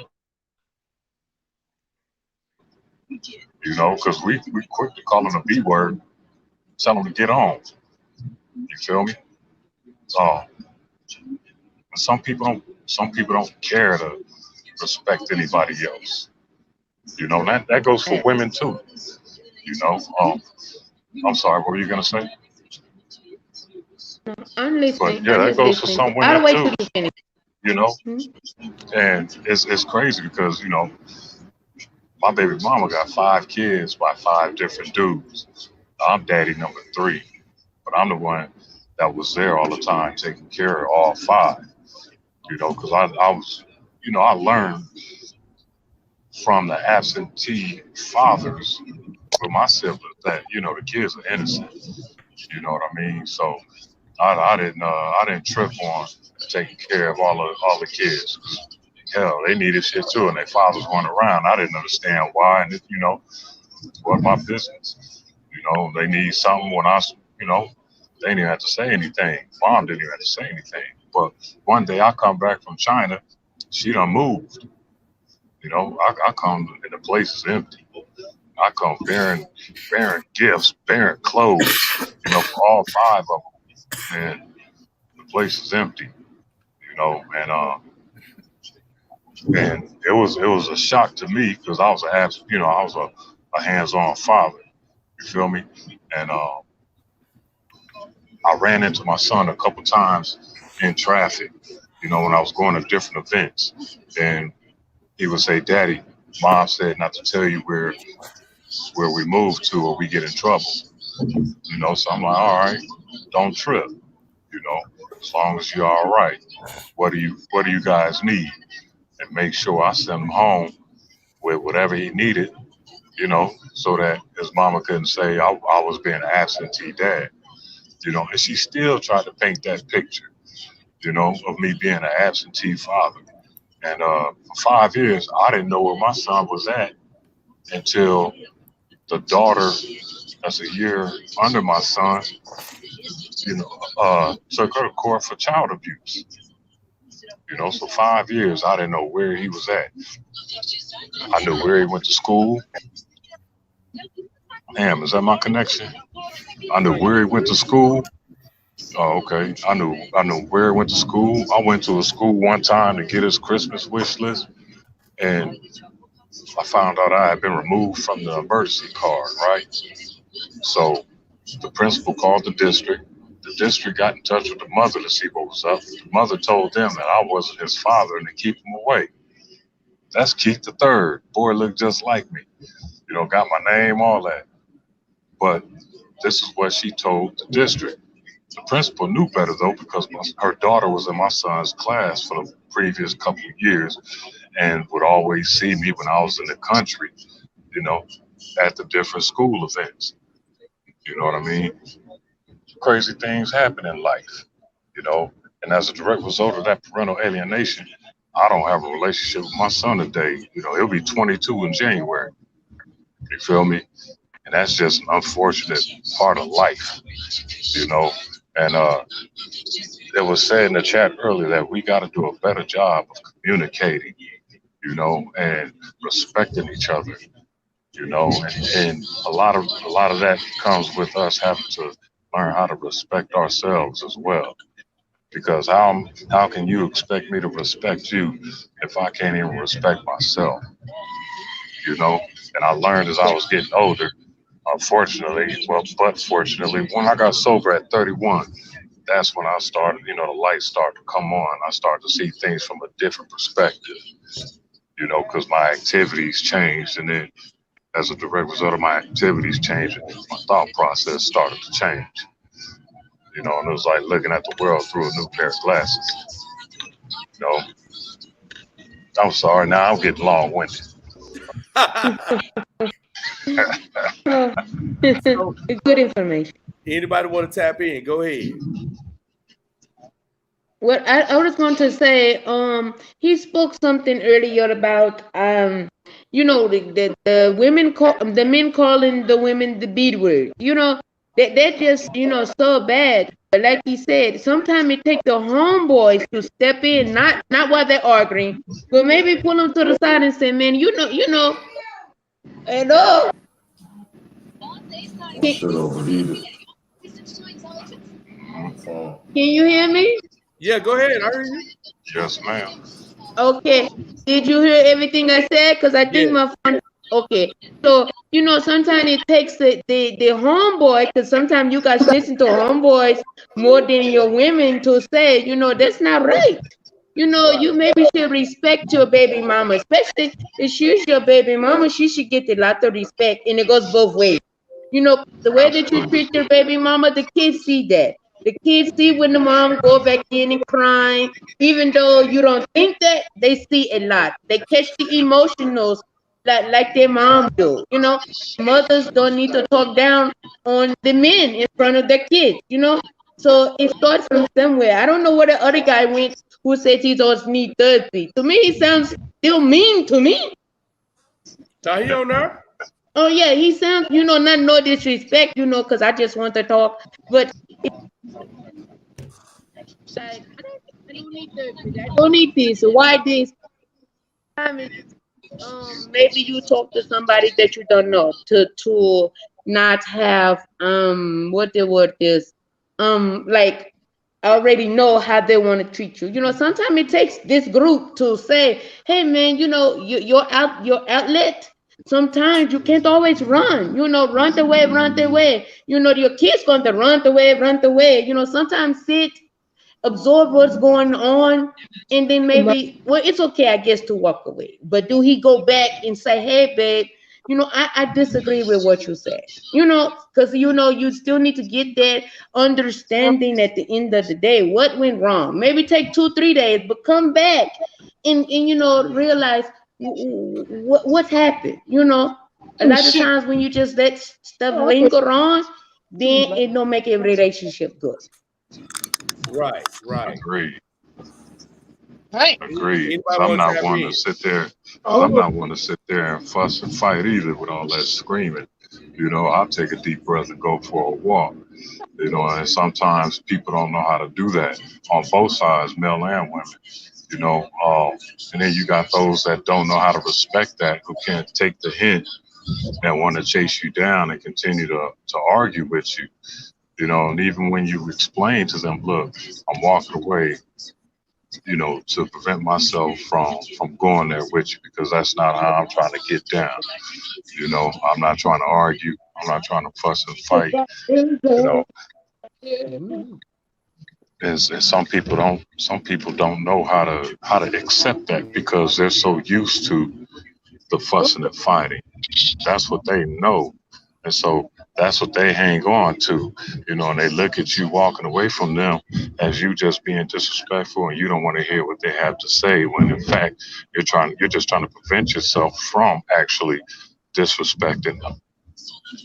Mhm. That's real talk, man. Where Yeah, you at, that's the real cab, talk. bro? Huh? Uber? Yeah, I'm on my way to this gym. Yes, sir. I got you. You sound like, man, you was whispering like you was in a horror movie or something, man. It's Oh, funny. my bad, because I know sometimes these How you these doing, Miss Stubbs? headphones. How you doing, Miss Stubbs? Hello. How y'all doing? Oh, good, good. Another day in paradise. Pleasure. It's a pleasure. I just want to chime in and say, after my heart is that no has, We can't hear you. oh, you can't hear me. Okay. What's your take on it? My take on relationship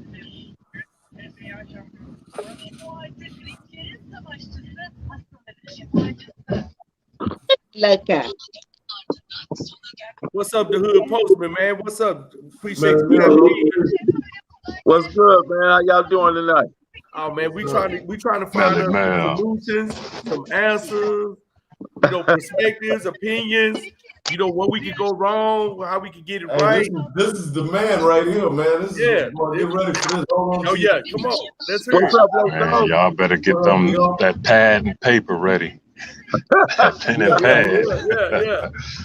Hey, what's going on? How y'all doing tonight, man? Oh man, we doing Hello. great, man. So the conversation is about why are men emotionally detached, but we kind of went on an array of subjects about relationships, communication, and all of that. So what would you like to expound on any of that? So, what do you mean when you say they're emotionally detached? Shit. Emotionally detached. Like he won't show his emotions. He won't show emotions with a female or just with his friends, his family. Well, I believe Whatever. that's how can I put it? That's transitional, because you're talking about a different era. So if you're talking about the OGs, the triple OGs, yeah, they emotionally attached. But if you're talking about the younger generation, they very emotional. Right. So it's You can generational. almost say overly. Generational in the sense that the youngsters, it ain't the fact that they don't know what thinking is, or think how to think. It ain't the fact that they don't understand. The problem is they don't know what thinking is because they equate it with emotions. When something becomes emotionalized, it becomes reactionary. That's why you get the high rate of murders and all the different things. It's taught, and it's associated by being raised by just. And I don't like to put it this way, but some of it is true, and there are women capable of raising young men, but there's a lot of women that's poured nothing but pure emotion into the young man, and the young man strictly reacted on what he taught, and he grew up with. Right. So when you get to the triple OGs and double OGs, they apathetic in the sense that they detach. To check it out. So when you detach, I mean, you don't want to have nothing to do with something, even though you might be the father of it or creator of it or the foundation of it. But yet you want everybody to think that you got this pristine life and you have absolutely nothing to do with the formulation of it. Right. So how do you feel? How do you feel when that falls over into them having relationships with a female? Well, I think a double.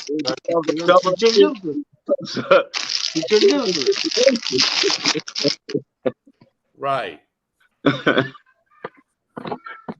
A prime example, man, and I'll give you an example of what I'm talking about, so you know exactly where I'm going with this. And I'm gonna use this guy. He's an NBA player. His name is Draymond Green, right?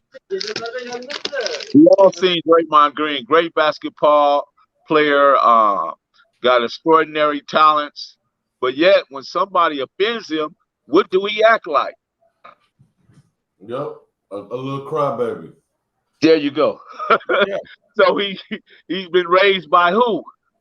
A woman. Mama. That don't mean nothing. No. So it's only a reflection of his environment that he's been, when he grew up, because you got the toddler, born. When you're born, then you go to toddler, then you get to that age where you become an apprentice, or you become everything. You take in everything that's around you.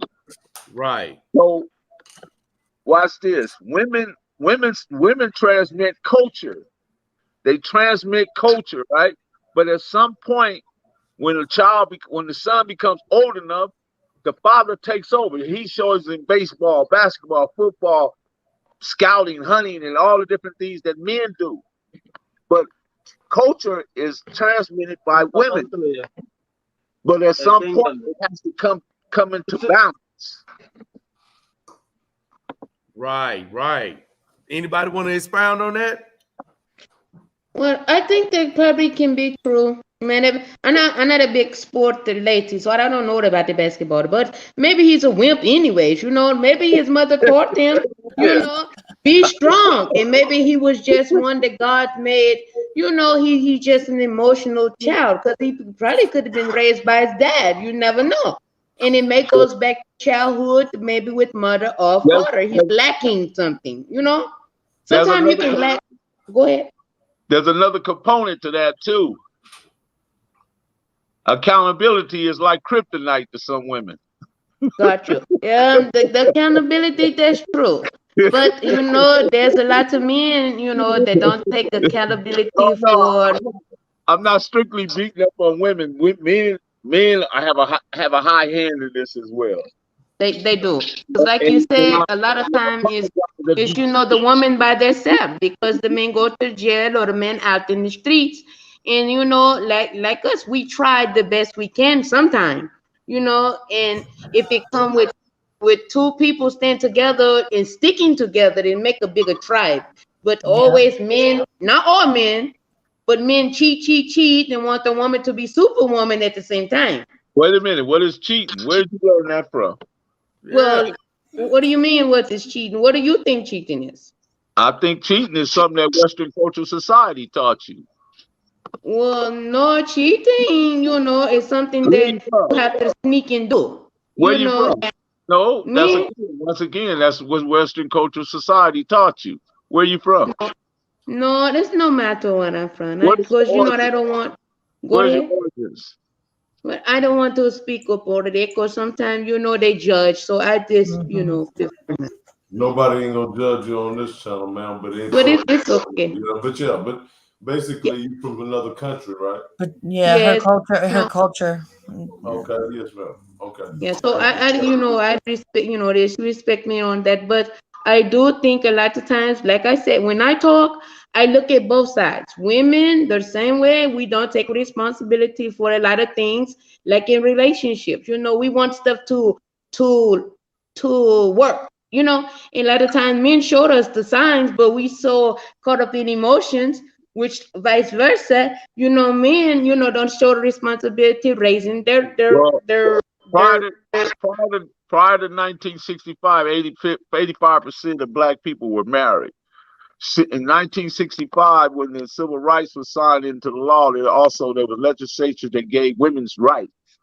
Mhm. Women basically women basically lined themselves up with the government and threw their man under the bus. That's what happened. That's what started it right there. Okay, but if you look after that, a lot of times marriages don't work because we don't work on them. The first thing we do is run. Sometimes it takes, you have to stick in it like the old folks did back in the day. Not just for the kids. You need to stick into it because if you really want it, you work for it. 95% of divorce are filed by women. Right. Because, but you got to look at it. Now And it we depends, but say, it depends if there's physical violence or if there's not physical violence. If you're working on a marriage, you know what I mean. I understand the mutual thing, and I think too, women, we do work off of emotion. We do play off of emotion, and I think we need to be a little more mindful of using our minds as well and thinking logically along with the heart, because we are naturally wired to, just think with our emotions. And so men think kind of black and white. They're able to make those decisions like that. We would probably be like, oh no, don't make those, because we get all emotionally attached or involved or whatever. But that you're right. Working on it, it just depends on what is consistent of that relationship. Because if there's The only thing I'm trying to get y'all to see is that but well, little boy kids between the ages of 1 and 5 is when the maternal attachment is most vital for a child. right. And That's then why I say that women transmit culture. yeah. And then I remember my 7-year old, his dad was, he would play with like, not like baby, not Barbie dolls, but baby dolls, like actual babies. And he would act like he was changing the diaper and whatever. And I remember his dad was like, don't let him play with babies. And I was like, well, how do you expect him to be a good dad? How do you expect him? You know what I mean? How do you expect? I mean, he wasn't carrying a baby around every day, but every now and then he'd get a little baby and try to put the little diaper on or whatever, just like he would see people with their babies, or he was just imitating and mocking that.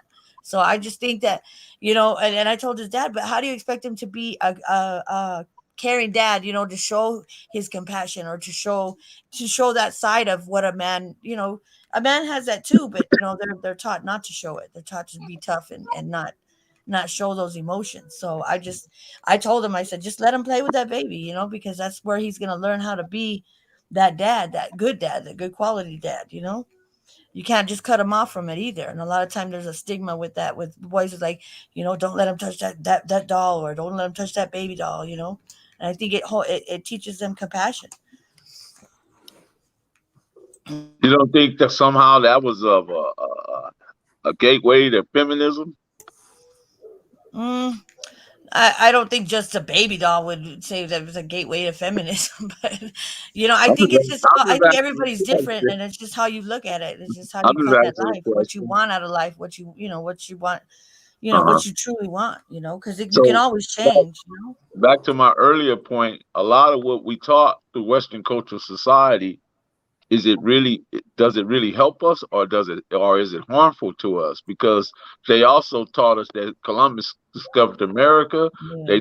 They taught us that Jesus was white. They taught us a lot of things. They even justified slavery through the Bible. So what I'm saying to you, if all that has not been good for you. What has been good for you out of Western Coast society? Can we find anything that's been rightfully and conducive to the culture of melanated people? Mm, not me personally. I Because mean, they the I ones, can't say the too ones, much, but they are the but ones I that. could say that just my own personal, just the way I Yeah, I learn and the way understand that. I've I learned through understand. my own experiences. I've been through a lot, seen a lot, but through my own experiences, the way I learn, I learned out of watching Uh-huh. other people and watching that experience and just my self-reflection. I think self-reflection is the hardest thing for any person to do, to have to just kind of look within yourself and just kind of find what that core thing, what drives you, what your intrinsic motivation is, what's really valuable and what's really worth What if fighting I for. told you that looting, rioting, murdering, and committing atrocities against other people came from the white man? I would say you're probably right. I mean, I don't know. I mean, I'm So, listening to you because I'm so, always so, willing to learn and okay. So and when understand. they saw us exercising that right for They want to shut it police down. brutality, they try to brutalize us and Yeah. call it crimes, right? But Right. yet Right. everything we know about rioting and looting and all these things came from them. Yeah. It So was I'm their narrative. It was what the so narrative that they were I'm saying feeding. Yeah. when we steal a radio or we steal a bank account or we steal groceries, that ain't nothing compared to what they did. They stole us. Yeah. Yeah. I know a That's lot true. about the history too. I trust me. I inform myself. I've seen a lot But, of documentaries, read a lot of books but too that's what about I'm trying to get you to the history. understand, that a lot of, in order to get to the truth, you got to first take the lies out. Yeah, Because and a lot of the everything stuff that's translated into English or our true, text from from true, from our ancestors' text or from any ancestors' yeah, text, it depletes what the true meaning is when it's actually translated into English. right, right. I heard you chuckle back there, brother. You wasn't expecting that. Hey, I like to say, man. Listen, look. This is what I'm gonna tell you. I love knowledge. So when I heard it, it made me feel giddy inside. I like it. I Okay, like good, picking this type good, of good, stuff good, good, because good. this is the whole thing of the platform for me. Not just to talk about the street stuff, but he just educates us for transforming from the streets, from prison. How we gonna do in our everyday life? How can we be Right, successful in our everyday life? Besides, aside of that, now that we in this arena right here, we're not a part of that anymore. We're not. That's not our day-to-day activity and our right. mentality. So now, how do we What are we fix gonna do about it now? Like, it? what steps are No, we gonna no, take to do something not different? so much. How do you fill in the gaps? Because we got gaps. So we need to get those gaps filled in so we can But watch communicate this, better. watch this. A When you lot of speak about breaks, gaps, you speak about gaps. There is no gaps, and the reason why everything has a duality. All masculine and gaps, feminine. all all holes and gaps are filled. They fill with one or two things, positive or negative. But you get to choose which one you want to be in. Right. Right. I That's- think what you said earlier was Madman. You said something like you the scraps or something. I kind of remember you were saying something about their scraps because you have been locked up. Now you got to realize that when you go to jail, time still go on. You know what I'm saying? So when you get out, you're gonna find women who have babies, 3, 4 kids, because it's you locked up. That was your decision. You know what so, I'm saying? So again, sister, slow down a little bit. Slow down a little bit. You say have babies. Why you having babies without a ring? no, I'm just going back on what he was saying. No, And I but don't know. let me tap in right quick. Let me catch him up to date. I was speaking on when I got out after 22 I years. can't hear him. Oh, you can't hear me? No, this is me talking. So when I got out of 22 years, I was just telling and expounding on when you try to date women, they already got kids. You coming into ready-made families, ready-made Right, problems, ready-made right. situations that I'm not equipped for. So now I get penalized with the women because they feel why you ain't like this, why you need to be doing it? You charging me up about something I lack experience about. So I was just telling her why the woman can't say, if I say honestly, and I'm being honest with the woman, say, hey, I lack relationship experiences because I don't understand Well, I didn't know I was supposed to do this in a relationship. I never had a serious relationship but one time, and then I went to prison. So I was a kid. I Yeah, don't that know was, none of that. So that's what she coming back talking about. okay. So well, there was a moment in time where women didn't have no kids without a ring. In other words, True. they didn't put they didn't put the cart in front of the horse. There's also a You time know, too where there and was then there when was you, there was a and lot then of I stuff going on in the understand, home that babe, wasn't spoken about. when you ask a woman, what can You're you ta- give to me that you haven't already gave a man, and then most of them they mouth flap open. You know. Well, it depends, but going back to what he said, you Okay, go know, back to what he said. well, no, I'll go with what you're saying. It's understandable. That's what I said earlier that, sometimes women, we look for things. We don't Uh-huh. take time. So a lot of times it's on both. Men want to put babies in women. Women want babies by men that we know no good for us. That we want it to work so bad, you know. yeah. And some women want to do the right thing, but not saying you guys. Men are not stepping up to be men. It's still mommy boys around here, And like you said, we can't make you be the man, But I think a lot of times men know how they should treat the woman, because you know how you want to be treated, or how do you want that man And to treat your sometimes mother. us as women too are trying to fill voids that we should try to find. We should try to look within Self ourselves out. and figure out what that Exactly. void is, Sorry and it's about not that. a I kicked man. myself out. Sometimes it's just us needing to take care of us and figuring out what's making us tick. Right. And sometimes we do try to feel it, and we think that void is going to be a man's going to feel that void, and we'll just kind of we got to be in denial, kind of, instead of like looking within ourselves and saying maybe it's just something I need to work on. Because Right. you gotta be one with yourself, and you gotta be secure with yourself in order to attract kind of that same energy. Or what happened to when men get women pregnant? You marry her. A lot of times, now No, no, that's no, no no, good no, no no, no. more. Hold on That's now. no good. Hold on Mhm. now. Hold on. A man can't get no woman pregnant that ain't looking to be pregnant. See, because Right. okay, It goes both ways. let me But say this.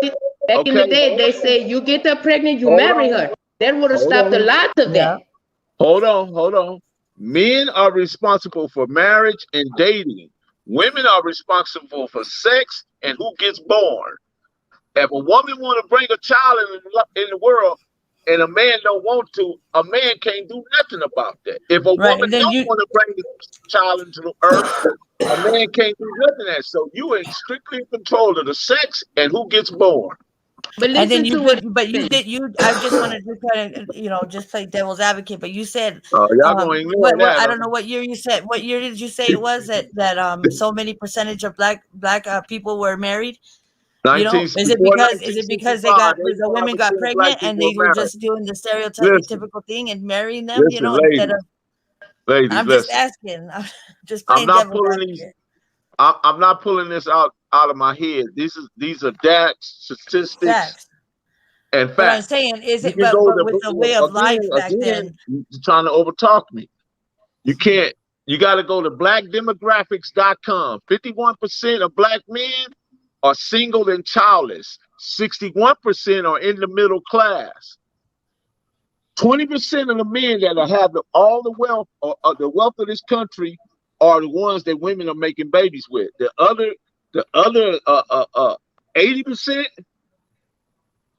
they struggling to find a woman because women don't want them because they average. Well, Most I women think don't want to be with an average dude. They want a dude to come in with the glitter, the bling, the money. They want all that. false not expectations. all not all women, not all women. Okay, if a man, are you married? Who to me? Yeah. No, I'm not. No. So how much? Well, if a man was making only $20,000 a year and he wanted to marry you, would you marry? If See, yes, I you would gotta go to hold problem on. right I would there. have married You gotta him. go to Listen, but But now see, you let me can't put talk. all women in the same box either, though, bro. You can't put Right? all the He women not in the let same me box. talk to I him. don't You think that. took way too long to answer No, that. because I was gonna tell you the reason why I would. I would marry him because the same man, it doesn't matter how much money that you make, you're beat. You're driven. Oh, You but know what I'm saying? you gonna make it. You gonna whoop him so he can make more. You gonna whoop him to No, that point where he want to make no, more. But see, you can't no. put all women in the same box either. We don't all think that way either. Just like how Right. you're saying, Okay, we okay. can't put all you in the same box. You can't put all of us in the same box I give either. you that argument. I give you that argument. That's But just like still, some men don't like women to make more money than them. They feel defeated. But Please all make men more don't money think than like me. You that. can have more money. You Right. can make more money All than men me. don't think like that. Please I ain't make more tripping. money If than you me. got more money, it's just more money for us to spend. That's Yeah, what yeah. Right. I ain't But see, tripping. all men don't think like Yeah. I think it all starts with self-reflection. I think that's where it all starts. Is just reflecting within yourself and figure out what's going on with you, and you know what I mean. And figure out if there's things, if you're gaining and losing and gaining and losing, then you got to figure out what the common denominator is. Work on that, and then things kind of fall into place. I 'Cause think if you once know who women, you are, you know what you're looking for, and you know what you're willing I, to accept, and you know what your worth is. hey Loco, Right. I What's think up, once these yo? women understand that they living in the world that men built, There you they'll be go. okay. See, no. cause I feel like you're very judgmental. Yeah. You're very judgmental see, because no, you let me don't. No, Good explain. night. Let he me messing explain. with Let you. me Miss explain. Infamous. Let me Infamous truth explain. teller. He is Let me only explain. man. If the jackals coming through your front door, you don't want Susie, you don't want Annie Mae, you don't want Betty showing up. You want who to show up? Men. Men with guns. That's who you want to show up. That house that you living in, a crew of men built it. It wasn't a crew of women. I want a man. The freeways and the bridges that you ride on every day, a crew of men built that. So you living in a world that men built. But But y'all, But there's what women does in that that have work to do in with your that there's topic? women in those but you live in a industries too, first though. world There's plenty of country. women in those So now you industries. think you got all these rights and you think you can do this and do that. That's fine. But No, see, But the reality you're the is, but you type. You're gotta the you gotta type. look on both That sides though, girl bro. You can't crazy. just say it is all men. Yeah, see, I get what you you're seem saying, very but judgmental to women. It's like if you, I don't know you, but nah, it's just like I'm just it's helping y'all with y'all accountability. understandable. But what do uh, the I take that accountability, but where do the men take accountability? It's Man, exactly, like you're real the men judgmental is exactly. to doing the women. work. You're real judgmental to women because you feel like all women are the same. Like I said earlier, We all gotta women meet in the don't want middle the same. somewhere. That's where we gotta The meet. We gotta men are meet in the doing the middle and work. figure out where that is. The men are doing the work, but it's okay. But it got to be level. That's why the way you think is no balance Okay. because And then you if you feel like think you run the Next time the household. jackals show up in your house, you A go out woman that there and stays at confront home, if them. you I were to stay in pay a the woman house. that stays at home, you got to think she's a cook, she's an educator, she's a nurse, she's all these things and wearing all these hats. If you were to actually pay a woman for the job that she does, if she were to stay home and take care of the kids, she's got a lot of occupations that she would be getting paid for. She probably That be woman getting right paid there don't more even than have a picture up right you there. know. Cool. Oh no, The, It's probably because you they make would. They women feel would. uncomfortable. hey, Maybe Hey, you got who to she date a riding strong for? woman. You got to date a strong woman because your attitude is very hold up. judgmental. Okay, hold on. I'm finna play referee. Hold up. This is what we doing. We ain't gonna go in like that. But he just said, look, we gotta respect though. Look, we all gotta respect everybody's opinion. Because if he True. feel like that, that's how he feel. And if she feels like that, that's how she feel. I feel the way I True. feel. That's why I feel loco, etc., etc. But I mean, we It's just about here. We respect. trying to. That's what we need to do, though. We need to hear that. We need to all hear each other Yeah, how we because if view life everybody and how talks we the see same way, things. we won't learn nothing. Exactly. We learning right here. We gotta So it's shake good. everybody up. Everybody gotta shake each other up and just kind of Exactly, shake it loose, exactly. shake it. Not really because like I don't like how he feels. I can agree with most of it, but then on certain points, I'm gonna have a different twist on it. But but a woman would say it's the same. That's the She would whole say point Exactly. of it's the the same. conversation is to But be able to see the different viewpoints and be able to make logical decisions. And if maybe we might have an error in what we think it might be, and we learn something new from it, then you take that and work with it. yeah, that's what I'm saying. Nobody's right or wrong right here. Nobody's right or wrong, but it's about okay. That's like we was talking about being emotionally detached. We were talking about when me and Loco was talking about the difference between guys that have been incarcerated and guys that haven't.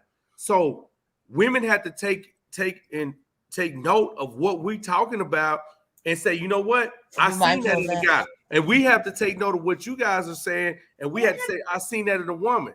Like she was saying, going back to what she was saying and what I elaborated on, I don't feel like all the women are, I didn't literally say all the women are scrap. And I know she didn't take it that way. But then when I just put it that way in a sense where you can really look at it in depth and say, okay, this woman got 5 kids, 3 kids, 1 kid, 2, whatever. Okay, I've been incarcerated. Watch this. This is real shit. I've been incarcerated 22 years and 4 months. I only been out 7 years. Okay, in my first 2 years, I'm on a monitor. I can't even leave the house, but just go to work and come home. So once I get off of that, I had 1 year of actual freedom. Then I got in a relationship.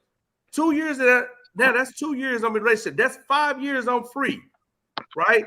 So within that 5-year frame, I bought a house. I educated That's myself good. more.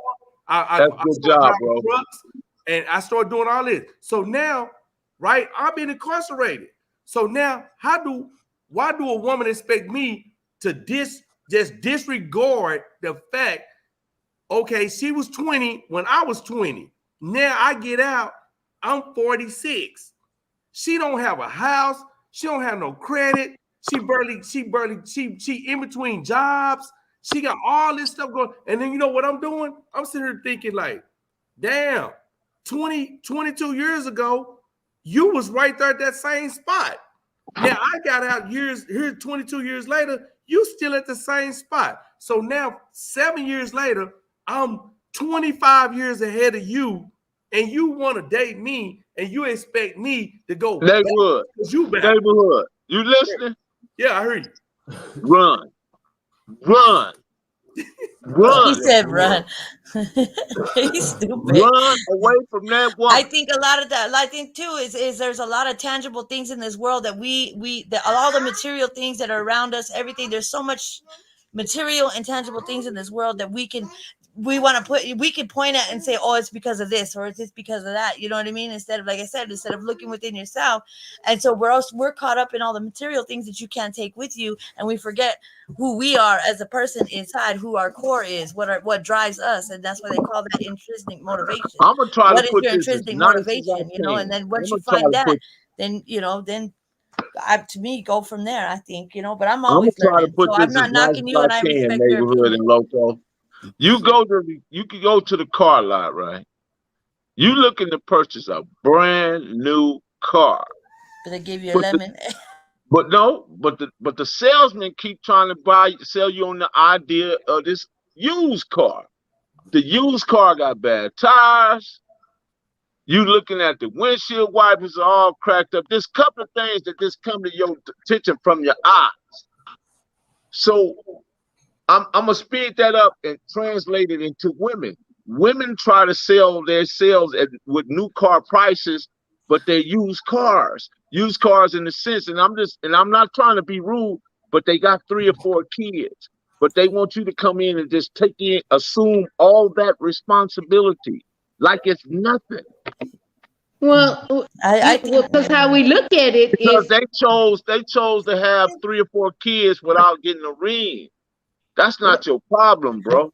But are you right. speaking for all You women? shouldn't have to Are you reduce yourself to that. is that You your should be point of able to view? go get that new car because one thing about it, you can go get that 20-year-old, that 25-year-old. Hey man, and a lot of mileage on her. But you So got you're to got look speaking low for at it. all miles, women? bro. Is that what you feel She about got like most got women? The low percentage of miles. most women in today? Is that what you What feel I'm about most saying, women? no, I'm saying that a lot of women they should get in their lane. And I'm But you saying, got to look at it. He does have a choice. He has a choice. Once of a course, lady tell him, "Hey, I got 3, 4 kids," it's Mhm. up. Hello, lady. It's up to him. Now, if he wants to step in and do, and then he say, "Hey, I've been going away," like I told him, life still Then you goes can't go for on. a used You know, car. you're trying to don't no catch up. man, You know, don't no man want to raise another man's child. I You don't are agree. you know that speaking though. for You can't all speak men for or are all you men. speaking for yourself? Because it sounds like you're speaking for yourself. I'm speaking for all men right now. Because some men can't have kids, so you can't speak for all men. You silly. All You men silly. do not. just think about that from a man's perspective. Don't think it from your perspective. Think I'm gonna about take Right. a poll. what is the man getting out of all that? I get what you're saying. If I was if What I can you was a give to a man, man? I What would can you probably give, choose a woman with no kids because they what can got you an give to advantage. that We man? understand that. What can you give to that man that you haven't already given to another man? Right. We understand that piece, but that's where it comes to him. Once he meet the lady with kids, it's up to him That's why I to told play him to run. stepdad or no. That's why I So told him to run. right. But if you but listen, it's a lot of kids. Go ahead. Now I'm listening to you.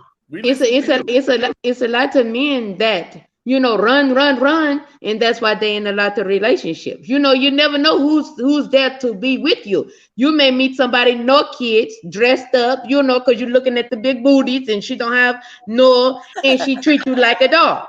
You just never know. You have to learn more. I think what you're saying it makes sense somewhat, but it just seems like you want to make somebody Hey, just Loco go. and Leywood. Well, And y'all notice most of these women right now that's in our society, all of them got a dog. all of them They got a got dog because they don't trade the man and the child in for a dog. what? Well, you got to ask yourself, if we rather have a dog, I, what do that mean for you guys? I mean, because you think you got your PhD or whatever, you got your degree or you got a great life, that means that you don't want it interrupted by some man coming in and leading No, you. Women, that women doesn't. don't. Women got too much male energy these days because they overtalk you. They want to tell you this and tell you that and make you be wrong and they be right and all that stuff. I mean, that's fine. I mean, It's a balance. It's a balance. Now, sometimes you don't want the man to run over you, but if he can show you that he can be the man of the house, I think it beats a lot. Because nowadays, not all men, because I can't speak for all men. I know it's good men out there, but they don't know how to be a man of the house, but want to get treated as a king. Hold up, hold up, hold You up. know, Hold up, hold up. Let me say this. Now we going back to that again. How did he need to be a man? A woman trying to tell us, you can't tell a woman that I'm gonna be blunt. I don't try to offend nobody. We want to let I am give us spill. But let me say this. I hear that. How you need to be a man. No, you need to be a woman and just be a woman. Don't worry about what a man is doing or how a man need to be a man. Let me be nailed the it. man that I can be, and then that's it. So your woman's always trying to put what the man's supposed to be and what he's supposed to be doing instead of saying. So when I turn around and say, well, the woman's supposed to be this, and she's not standing up on what she's supposed to be doing, then it's always the finger pointing. We're gonna be at odds. Well, then but we I need to make think it's sure that these whatever next works for generations each of these other. kids, we need to not do them a disservice and teach them right and teach them. Maybe we didn't grow up that way, but if we need to revise the way that we raise our kids and teach them the right way and teach them what to look I, for I and, just and, would. and how to value themselves, I just then women I would think stop that teaching would their be daughters a big to be step. single instead of to be wives. Most Right. Well, women now teach that's their a good daughters point. to be single. Mm-hmm. Hey, hold up, everybody, hold up. So I am who I am. What do you say? You just tapped in. So introduce yourself. Hey, I am who I am. I want to Looks like say you're hello to running good. you, Matt Pumpkin, and to the panel, Loco. I can't see these names; they're kind of low, too small. I'm But Professor Melly Mail, the Hood Postman. hey, Melly Mel, hey, Melly Mel, How are and you? to Hollenbeck. I'm good, thank you. Yeah. I totally agree with Melly Mel, 1,000%. It starts with the women. We can't always point the finger at the man because his lack of. What about us? It starts with us. We have to learn to understand them, support them, put them on a high pedestal than just Thank you. how big is your I said pocket? that earlier. Yeah, We I we have believe that too. we have started replacing a man's heart with his pocket or who he is based on his pocket. So I totally agree with Mel. It starts with us at the end Like of the day. what it defines them. It's not their pockets. It's Watch this. yeah. I am. Women and children and dogs are loved unconditionally. A man is loved based on how he provides. Based on the condition. You're right. You're right. You are totally right. So right, Big You're Yeah. totally right. in in most cases. But I agree with what you said, and I am. I truly believe what you said. But I just think that when you talk, you can't speak for all women. I can't speak for all women. So I said some men, some women. Because everybody don't think the same. Just like how you came on, you made a good point. We all need to take responsibility for our own actions. And with you, Hey, Pumpkin, I Pumpkin, did. do you have these talks all the time? Not really. I be cranking them up time to time. Hey, man, when you have another one, man, please hit me up, man. But because I got to bounce out of this one, man. But I You love supposed to this send me stuff, your man. number. You supposed to have send me your phone number. Remember we talked to Oh, shucks, man. I'll get it Get, to you. yeah, all right. get it to him, Loco. Please do that, man. But I appreciate you ladies coming in the chat and standing on Thank your you. point and speaking your truths. And be sure to tap in with me if you get a chance. Pumpkin will tell you all about it. But anyway, I'm Professor Melly Mail, the Hood Postman, and I do deliver. You know what I mean? Whatever the information is, I'm gonna go find it, sort it out, and put it together and give it to the I people and like that. deliver it in a way that's loving. But I appreciate you guys. I think you guys are phenomenal and fantastic. You guys be good, be safe. Most of all, be well. Pumpkin and Loco, y'all my guys, man. I Yeah, you tap my in, guy, man. I bro. appreciate it. I I'm appreciate out you though, tapping bro. in. All right. Anytime, man. Make sure you give me Pumpkin. Tap I me got in, you. bro. I got All you. right. All right, Out. got you. All right. I thought that was real interesting, and I'm glad Yeah. Professor Melly Mel brought in a different perspective. Mm-hmm. That's how deep things get. You know what I'm saying? Because nobody expected them to come off like that, but it's people out here that really live their lives and they have different perspectives on things, But OG Melly Mel's perspective ain't necessarily my perspective. Right. That's what I'm trying to get them to know. And I Everybody respect don't. everybody's Right. views, man. It's real interesting. Like, damn, how did you come to that? You know what I'm saying? I think it have a lot to do with a lot of my upbringing in the area of the country. I'm from South Texas, and so it's a lot of old morals and values and stuff like how he's talking. He's from Compton, California. He's from a way different time. He's over 60 years of age. So you know what I'm saying? Just to see the difference in the way we think. You know what I'm saying? I could never say that. What he said. I thought he was playing. I thought he was egging y'all on. That's why I was laughing at first. Then I was like, everybody was like, okay, he's serious. I'm like, okay, that's how OG Professor Melly Mel, that's how he looked at that shit. Right. I mean, I'm glad he brought a different perspective in here instead of just being jumping on what everybody else was saying. And But see, you know what? I am who I am, because I Yeah. never expected a woman to say I agree with Professor Melly Mel and then give a reason why you believe in what he said that's totally understandable. Like, makes me understand both of y'all's level of even thinking like that. That's big, man. So That's I big, am. man. So would you like to expound some more? I want to touch back on the original topic at hand about men. What is it? Why are men so detached emotionally? I'm not a man, so I can't speak for the man. But being on that other end of the spectrum, receiving it, I've come to learn I have to know who I'm dealing with and know my audience. I got to know if I already see that he's emotional, then I got to take a different approach. I got to, and this, I know women is going to I know women is going to take this like I'm saying, tapping on or walking on eggshells. That's not what I'm saying. That's the respect level that I have for the individual I'm dealing with.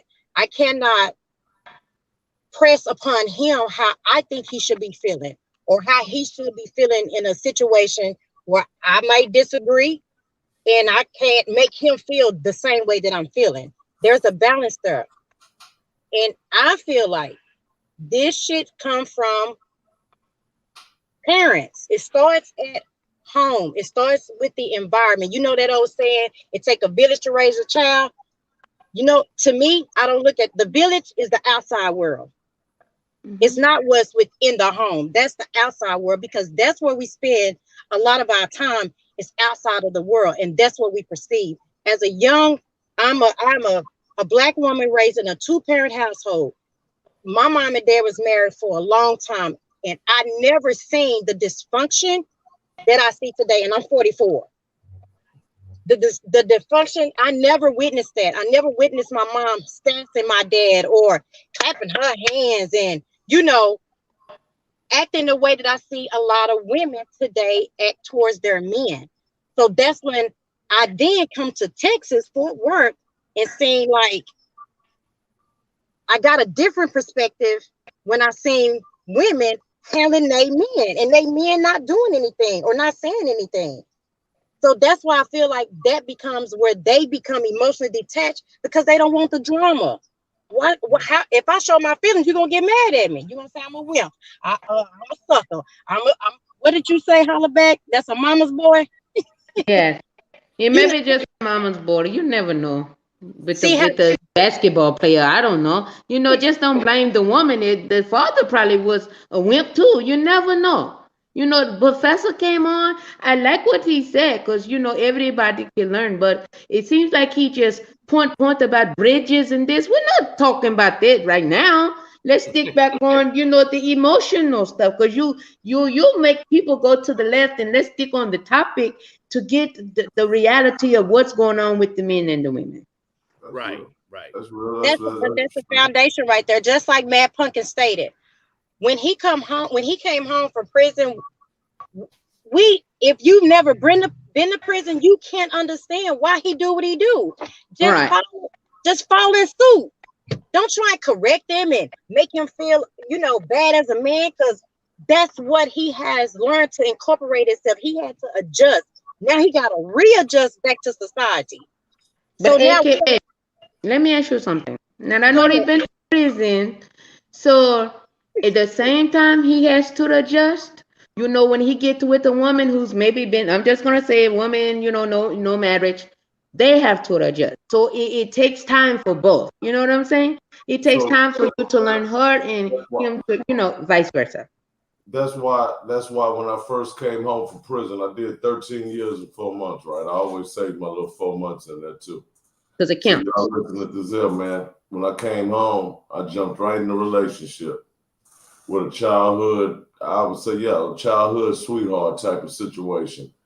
And man, my mother's one of the mothers that she ain't happy with nobody I'm with, never. You know what I'm saying? But for sure this one.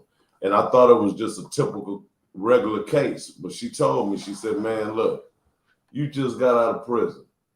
That shit ain't finna work, boy. You need to get out here and see what's going on in the world first, man.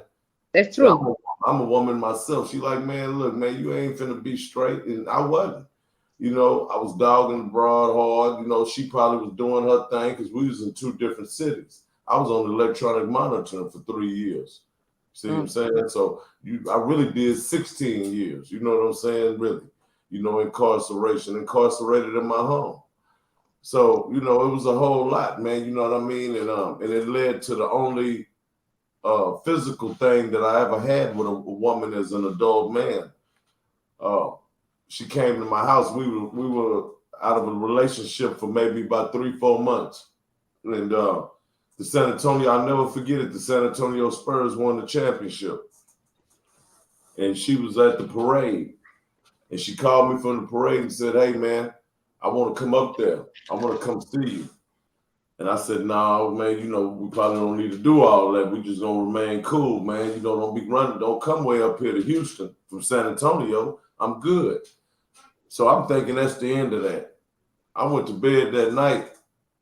At about 2 o'clock in the morning, I hear my front door. Somebody trying to get in my front door. She had a key, but I locked both locks. So I looked out the peephole, got my pistol. I said, who is it? And she was like, her name. So boom, I snatched it like a fool, opened the door up. Okay? Now, needless to say, y'all know from the story that it's a woman in bed in there. It's a woman laying in there in the bed. 911. She's drunk. She's drunk. By the grace of God, she's drunk and passed out because she's a damn fool. So I'm like, I snatched the door open and she like, hey, watch out. She tried to brush past me, talking about she got to pee. That's to get in the crib. I said, no, man, go to Whataburger right there, man. They got a 24-hour bathroom up in there. I'll never forget it. So, I get the door closed, you understand, things escalate, and I ended up grabbing her like this, to get her away from me. And the neighbors call the police. They don't see me do that, but they just hear a loud altercation. Now, mind you, I'm out of prison on a violent case, on electronic monitoring, and here I am at 3 o'clock in the morning with the police out here. Oh, And I wow. got a loaded gun inside the house. Okay? And the girl's still passed out in there in the room. She done passed out through everything. So everything came up, they looked at her neck, and she was a dark-skinned girl. And they couldn't see none of the prints. She couldn't see me that I actually had grabbed her. And that was the thing that saved my ass that night. You feel me? Oh, wow. So I was able to show them you remember the old call ID, because I had to have a house phone for the electronic monitoring, of course. So she didn't call a billion times back to back to back to back, just like showing a pattern of stalking like type behavior. So the cop was able to see that shit, and they was able to put two and two together. And they told her to get in the car and told her she was lying, that I hadn't choked her. I had choked the shit out of her, because she had, yeah, man. So, but that's what do you, Miss Hollaback, I know you're upset with me. I can tell. Look at you. You was going with me for a minute, then I went to talk about that choking shit, and they got you. But No, I I mean, just listening. we human. That's the only thing. And I never thought I would do no shit like that. Not like I told you. This is a childhood, person I've been knowing all my life. Me and her sister were very close. Her sister rests, in peace. But never in a million years would I think that a person would drive me to the point of that. You come into my house at 2, 3 in the morning trying to bully me, trying to bully past me. Sometimes you never know what's going to happen until you get into the situation. We can all say, I would never do, like you never thought until you got into the situation. You had to do what you had to do. Or the drunk girl going to wake up. So, But look, the moral of the story is this. My mama ended up coming. Of course, we called mom. I called my mama when I seen the police get there. I'm like, say, so she dipped over there. First thing she said to me was, boy, didn't I tell your ass that you shouldn't be in no damn relationship this fast? You see how these bitches is? You're not ready for the shit. And that's when I was able to really see what she was saying. Because I knew exactly what she said. Hell no, I wasn't ready for no relationship. not to cut you off. I think that, the men getting out of prison is no good to be in the relationship. Reason being, it's because you can read, you can have people talk to you, you can have relationships in prison, but it's not the same when you get out here. You're going to, deal with a lot of things, around, and it's not the same. So you have to learn yourself all over in society, real society, a lot of temptation. You may not have a lot of that in prison. I mean, maybe the guards fuck off or something, but or let you the punk. I don't know, but I'm saying like, out here, you like you got, Melly Mel too on the cool. That's why y'all. Yeah. you know, He's blunt. I'm just saying, like, learn yourself, learn what you want. No rush into, what you thought, because if you got locked up in 93 and then you go back to the old thing, she's not her old self no more. She's a new girl. You got to learn her. So what you say? I am who I am. I agree. I agree with that. Yeah.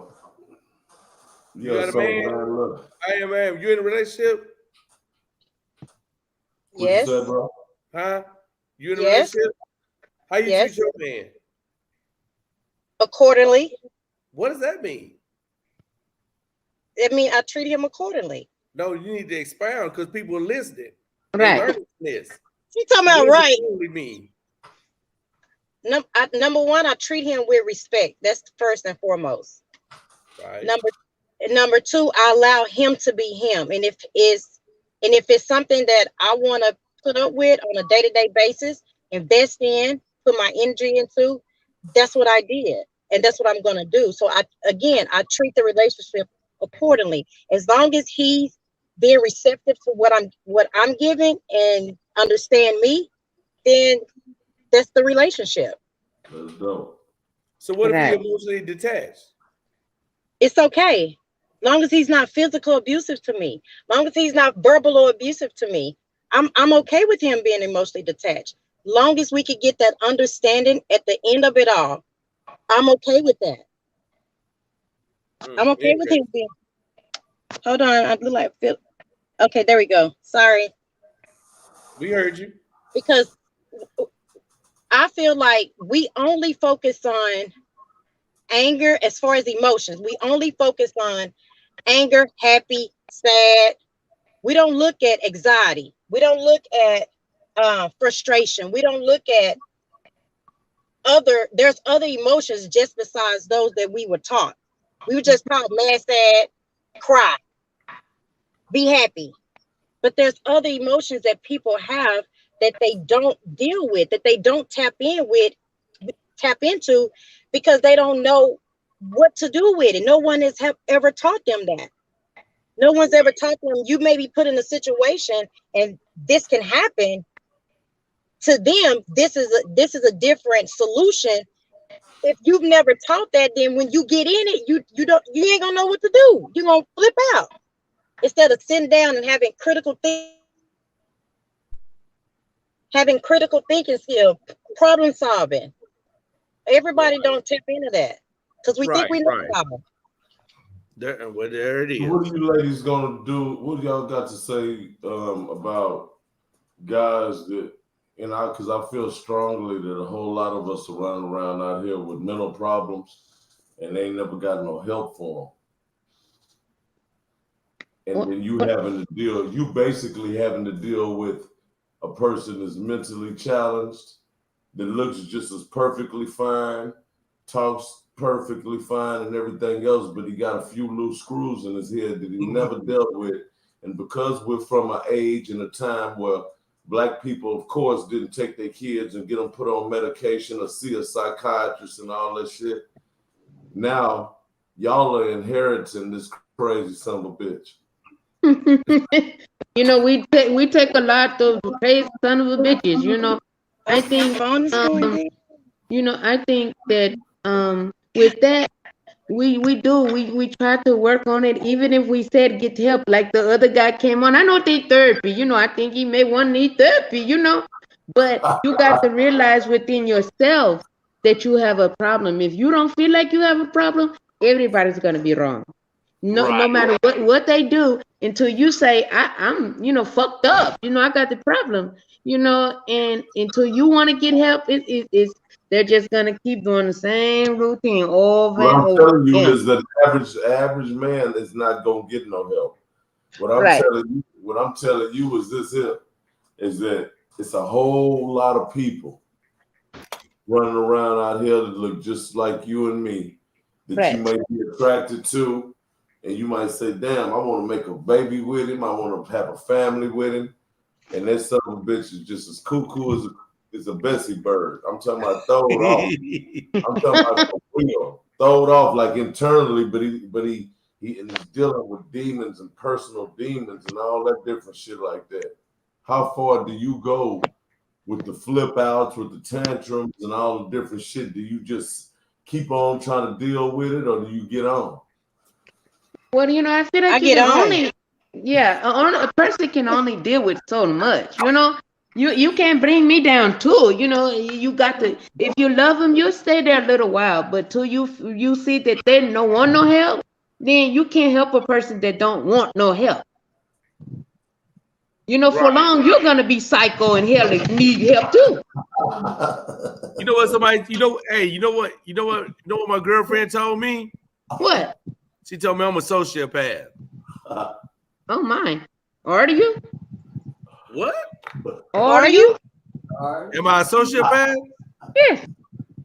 No, I'm a great guy. See, you may think that. How many people told you that Oh, though? wait a minute. How did you say? Whoa. I No, said I'm a no. great guy. I'm just saying. How many people have told you that? Only her, or more people? Have more people told you that? The government, the FBI said I was. And But who they else? don't say I know somebody else. no, nobody else say that. They just say I'm emotionally detached. Oh, well, how are you gonna work on that, Matt I Pumpkin? worked on it. I'm trying to open my feelings up. I open my feelings up. I'm not afraid to cry in front of nobody. Oh, that's good I'm because not afraid to show. I'm not afraid to show my emotions. I have a problem with my anger. So So what do you do so about what your I anger? do. So what You I go do. smoke a blunt? No, hell no. I don't smoke. I don't drink. I can't do that for what I do for a living. My career. Gotcha. So I can't do that. So I mean, if I get angry, I don't like you really got to be pushing me. So then you'll see it come out. But if I'm angry with you, I just tell myself, you know what? Fuck that. I ain't finna do that. You know what? I know how to treat you. I'm gonna treat you a certain way. So you'll know what it feel like because I'm feeling like this is how you treated me. So in return, I'm gonna show you what it feel like when you this is how you treated me. So I'm gonna turn it back to you and treat you the same way and see if you like it. But do you let them know that you do you let them know first that hey, I don't like you hollering at me all the time, baby? Yeah. Or do you just say, since she holler at me, I holler back at her? No, I don't. I mean, I didn't flip my wig a couple of times and holler at some people, but I mean, like for the most part, when they do something, I'll be like, okay. But I'm already kind of like, I'm not tooting my own horn, but I just feel like a lot of times I'm 4 or 5 steps already ahead, so I already see it coming. I already know this is gonna happen, so I already got a plan for it, or I already knew the solution. So then sometimes I might feel like they might catch me in the moment and they not knowing. Hey man, I might be missing my mom. I might be feeling like, you know what? I don't want to be free. I liked it better when I was locked up because I had to go through all this shit. So I might be, you never know what type of mood you catching a person in. So today I might be depressed. I might be feeling some type of way. You never know. So then you hit me with something where normally when I was in my regular state of mind, I wouldn't get mad or I wouldn't feel no type of way. But today was the wrong day. You tapped me on, you know what I mean? You tapped me and then I reacted. When I did, But do you let them know that? Do you let them? Do you okay, go I back let and them talk know. about it? Okay, I let them know after the fact because then I have to be accountable. Let's go back to what you said and I said. We all have to be accountable for our actions. We all have to be accountable for ourselves. I can't hold that person accountable. I tell my girlfriend this right here. Because I act a certain way, what's that got to do with how you feel? If you say you was gonna do something for me, or we was gonna go out to eat and you was gonna treat and take me out, because I acted a certain way, now you got pissed off, now you want to take me out.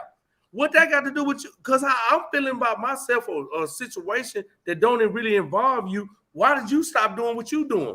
Where did you okay? When I say I do something, now you say I'm loyal, I'm this, I'm committed, I love you. But then the minute I do something, all that go out the door. I'm not in control of who you say you are. If I'm loyal, I'm loyal. It don't matter what you do. If I'm committed, I'm committed. It don't matter what you do. I still got to be me. I still got to stand on my principles. Your actions, your thought process doesn't determine what, when, and how I move with my morals and principles. They're always stationary, they're intact. So if you act messed up, that's not going to change how I view what I need to be doing. If I say I'm taking you out and you got an attitude, I'm gonna take you out with an attitude. You better get over it because I'm still doing this. But you got to realize she may not be like you. You can't expect the same person to be like you. So they say if you treat her real bad because you maybe miss your dog or something, and she said, hey, Betty, you want to go out to eat, and you start to cussing and everything, you still have to have respect when you're mad. I know you're not, everybody's human, but that may change me wanting to take you out to eat. You don't deserve to go eat. Maybe you need to go calm down. Go calm down with your puppy. Your puppy. Okay, hold on. So let me ask you this. Because I'm okay, let's get this some real. This is real because I deal with this every day. Right. My mom passed when I was in prison. Sorry to hear I that. never got closure. Sorry about that. Right? Sorry to hear that. Okay, thank you. So I never got closure. So that's my number one person. So when my mom died, half of me died. So now I have to navigate to be free and be out here and do it without my mom. So what I do things, everything that I do, it's not for me really. It's for my mom because this is what she wanted me to be, the person that I'm being right now, being the man I'm being right now. She wanted that years ago. I owe that to her legacy, everything she sacrificed for me, all those trips coming to that prison. I owe that to her. So I'm out here doing that. So when I'm feeling down, when I go to that grave site, I don't take nobody with me. I go out there by myself, right? So if I'm feeling messed up, and this is the day you come and say, I want to take you out to eat, and then you like, where you want to eat? I don't care. I will tell you I don't care. But it might be kind of aggressive. So now you get an attitude with me. Well, Dan, where you want to go? I don't give a damn right now. I'm dealing with my mom right now. I don't want to. I don't care about where we go. Just take me somewhere. Let's go eat. Why are you worried about what I'm going through? So now we in a whole conflict because she got enough feelings. So now I'm saying, hey man, maybe after I get back and get back to normal, I say, hey, my bad earlier. I shouldn't have done that, but this is what was going on. In that moment, I didn't want to talk about that because I'm emotionally dealing with me. I have to figure out how to deal with this moment and still function around people. People see me daily. Look at this. People see me daily and they don't know. I'm smiling, I'm laughing, I'm cool, I'm like whatever. But inside, I'm in turmoil. They don't know that. Today, I'm depressed as fuck. I don't want to be free. I wish I was locked up in segregation. I ain't got to deal with this drama. I don't have to pay these bills. I don't have to deal with all this other stuff. It's stressful. It gives me anxiety. I want to be where it's simple. Today, that's how I feel. But when people see me, I'm laughing and grinning and kicking it. Nobody know my pain. Nobody understands what I'm going through. So that's kind of like how Loco said, you may be insane and you look normal, You're insane, but you look normal. But to go back to what you said, it's how you can relate how you feel. Cause she don't know. She still have feelings, even though, not been mean. Even though you're missing your mom, she still has feelings, Just like you got feelings, you're able to get into your feelings. She's able to respond how she wants to. But at the end of the day, once you come back and say, hey, babe, I'm thinking about my mom, she'll realize, because she don't know. She can't read your mind. So she doesn't know until you let her know. Then she can maybe expect it. But, when you say I'd rather be back in prison because it's simple and plain, that's why I say when you get out here, you can't rush because it's more temptations, more altitudes, more people to deal with, and you can kind of do what you want to do in prison, enough time to not hear different, relationships and stuff because you're locked up.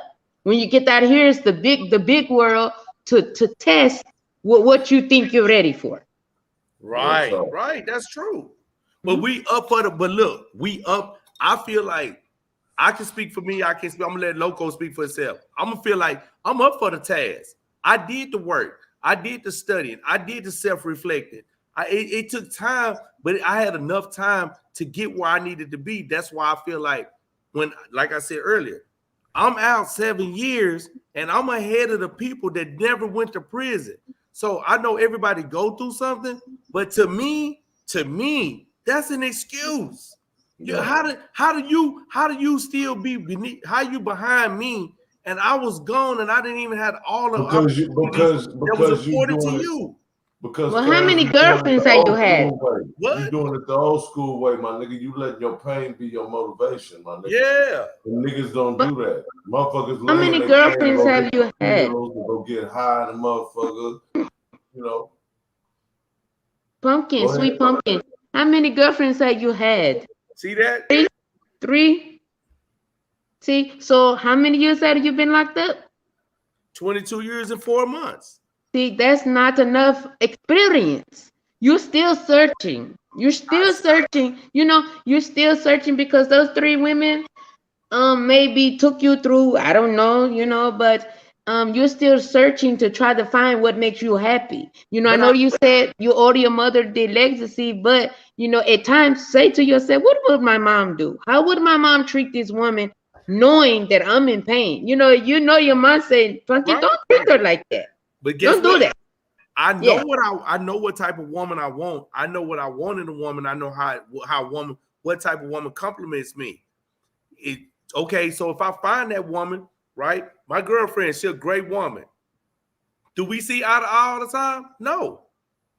But she fits and compliments me because she has an understanding who I am. So when I'm in my pain, when I'm in my best, she cool with it.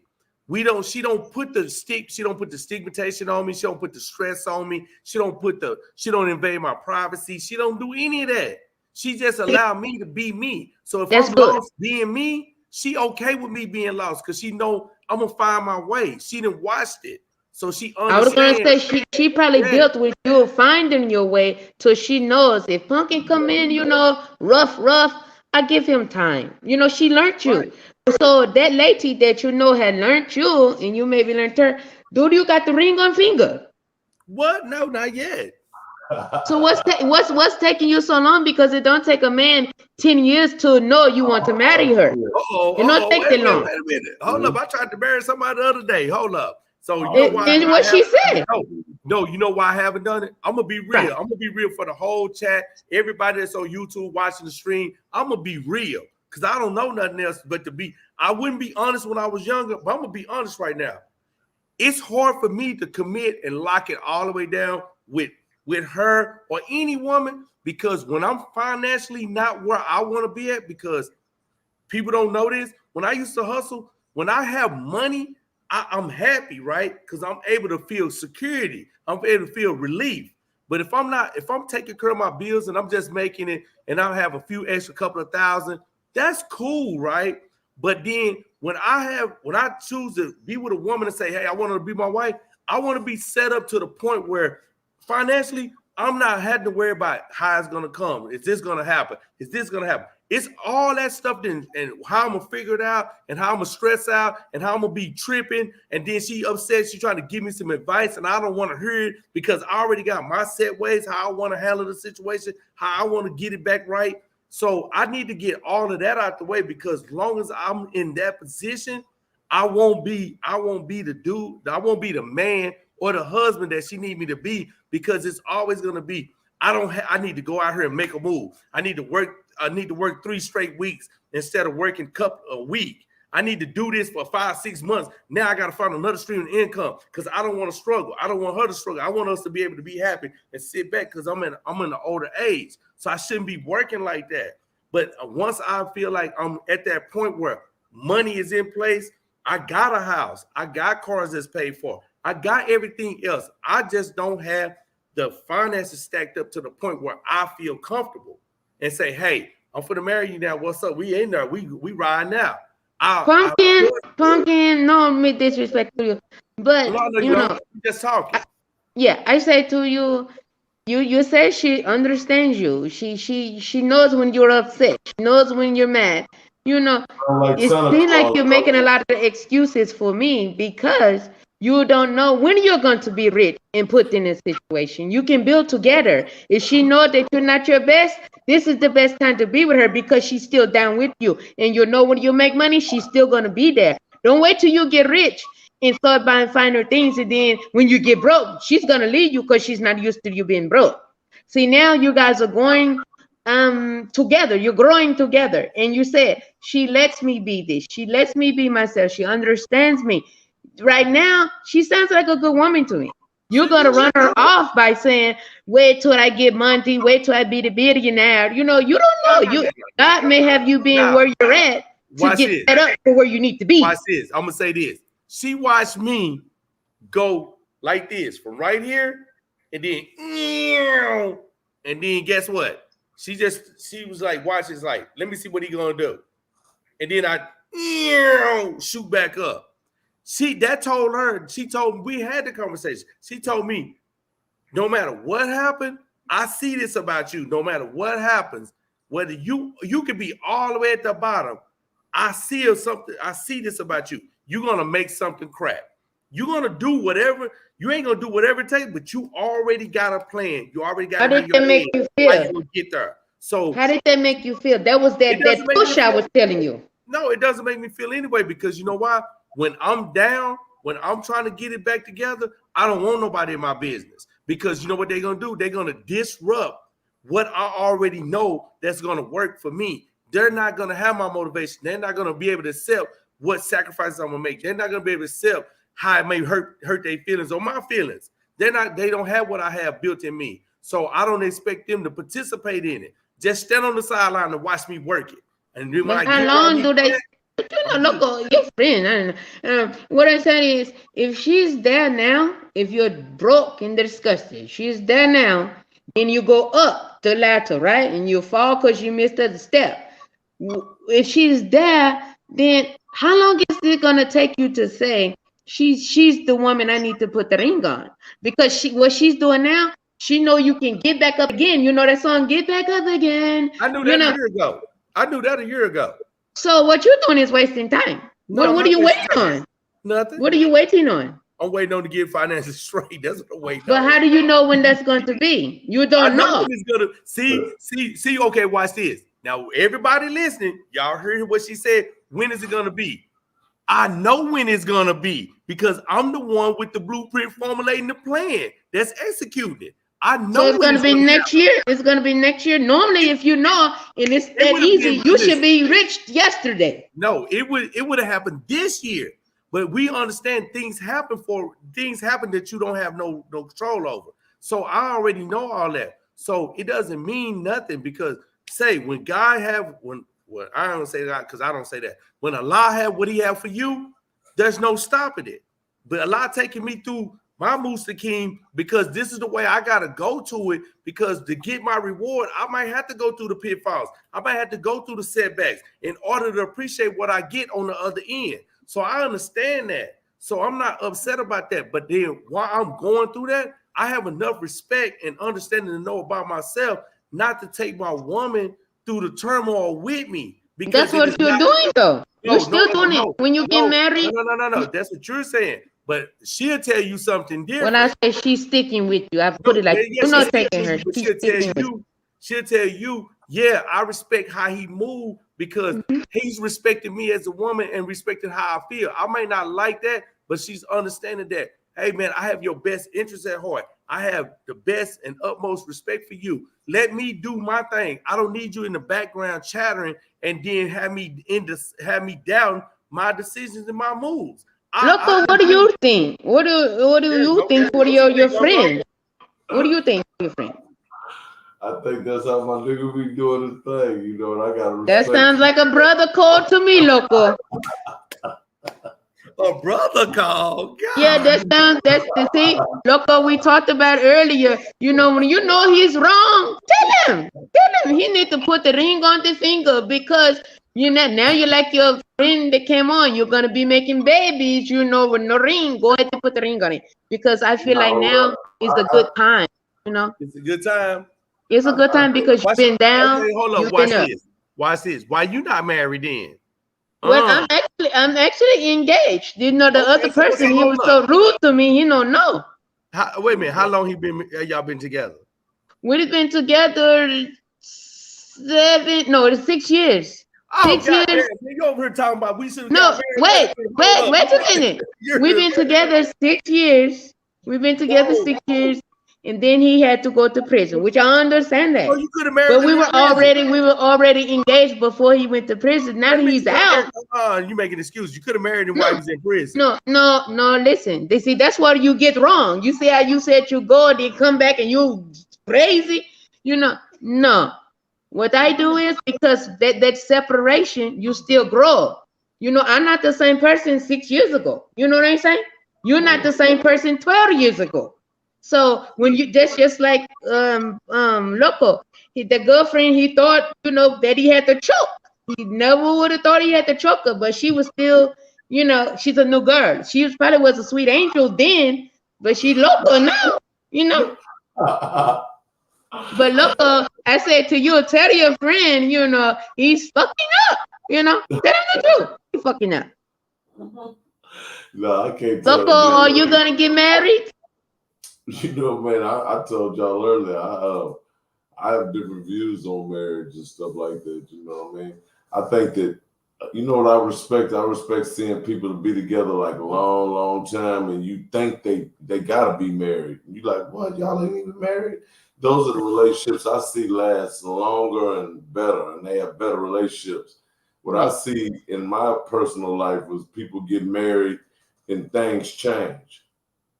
The woman changes, or you know, 9 times out of 10, you know, and now it's a problem and it's a bunch of shit, and you wish you wasn't married no more type shit. So Right. If you ain't That's got true. that kind of, I think legal attachment to somebody, I think you respect each other more, and you have a better relationship. I don't know. Well, It could be wrong. I kind of think that I think it that way, but you got to look at, I think, when you're girlfriend boyfriend, you can still kind of do what you want, but when you a lot of times I think now when you get married, they're not holding it accountable. You need to think God wise. Now this is my wife, that's my husband. That's when you say to yourself, I owe him the respect. I owe him, because you True. choose your wife. We don't go out choosing husband. That's where we get fucked up, like we Right. crazy around here. The man need to choose. Like Pumpkin, you need to choose her. She's a good one, I think, just by the stories. But Nah, you right. hopefully she's listening. You know what I'm saying? She I don't listening. know. She knows it. She might be up in here. She knows it. She might be Oh, on. Let me see good. what he got going on. He Right. knows it. Hey, but let me say this though. I love your energy. I love your feedback. Me This is too, me what too. honestly, I greatly appreciate you. No cap, no bullshit. Oh, I thank you mean, so much. I Way greatly to go, appreciate Oliver. you Thank coming you. in, tapping in, giving us your insight because I would like to have. I personally, if you know anybody, I'm asking if Hmm. for you to help me out because and it helps the men out. If you know other women, I would like to have a whole panel of women and just give y'all perspective because that's really Right. good. I mean, like we don't have dialogue like this, and then we need that. I mean, we funning around and we right now and we telling our story, we sharing things. We don't sit down and do that anymore because that's what I grew up on. I grew up on people talking and communicate, not texting and being funny and posting pictures on social media. I didn't grow up with that era. I grew up when you had to remember somebody's phone number. So it wasn't a cell phone. You didn't have to do that. So I mean, communication is key. And then I think that once things start evolving, and here I feel like I'm gonna say this, and then I'm gonna shoot it. I'm gonna shoot it another way. I feel like for us as black, you know what I'm saying, black people, the black culture, once the government put so many things in place for us, for them to handle us, we don't know, we ignorant to it. We get wiped off the board for 20 plus years. Think, I have 3 kids. Loco, look how many kids Loco got. The Right? rabbit. So look, I could have probably had 9, 10 kids. A lot of us could have had some of my friends, they don't have any kids. And now they're in a situation where now we're being not, and it's not the women's fault. I'm not saying this is the women's fault. They'll never had an opportunity to know what it is to raise a kid, just like me, even though I have kids. I don't know what it's like to have a kid my own and raise it from a newborn all the way through. We robbed out not the government, not the white people. We ourselves robbed ourselves of that opportunity, That's that true. that knowledge, that experience. So we don't have nobody to blame for a lot of stuff but ourselves. And a lot of Right. things that go on with relationships and just simple communication. I don't want. So with that being said, I'm gonna say this. I feel like I can speak for Loco in turn for this too. When dudes come on my channel or his channel and they see us, like they call it internet beefing. We ain't internet beefing. We're actually enlightening people by certain our perspective, our opinion, and we're pointing out certain things that's faulty that we feel like that need to be talked about. Well, So let me ask you this, hold Pumpkin. on, listen to this. So Okay. I'm speaking to the masses, everybody, not just you directly. So when people see that, I don't want nobody to feel like Loco is not intelligent. I'm not intelligent. This is what we doing because we feel like we open platform. He has his platform, his direction. I have my platform, my direction.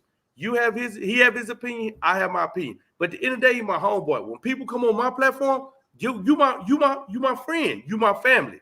I'm gonna fuck with you like that until you show me different. I want to learn from different people. I learned from him. He's taught me a lot of things, right? As being a friend, and since we met, and he's, you know what I'm saying. So I probably taught him something. I don't know. He had to say that himself, but I mean, people look at us. I don't want us to look at us and think that we're messed up individuals. We're just felons. You know what I'm saying? We used to be gang members and being in the streets and selling drugs and frown on us because we're real men with real emotions, with real faults, with real compassion, and we learn our error of our ways and we want to share that with people. That's I feel like I can say that for both of us because that's what we do, right? And I think what it is that you guys are doing good because you open up knowledge for the next man that's scared to say what is this? Why is that? Because men act like they don't come in, act like they don't want to ask questions. You know, they right, rather stay mad or upset, or if they have problems, this can teach men, oh, listen to Loco or listen to Mad Pumpkin. You know, they had good insights, you know, just like me. I mean, right, listening to you guys help me, you know, it could help me in my relationship, you know, and I'm gonna tell my friends a lot about you guys. So, you know, you may have more women, you know, like I said, all of them don't think like me, you know, right. and I don't think like them, but That's I would fine. like for them to join, you know, because I really like this. It's really Right, exciting. right. But I do have a question, Matt Yes. Funk. Are you guys gangsters? Like boys in the hood or no? Nah, we worse than boys in the hood.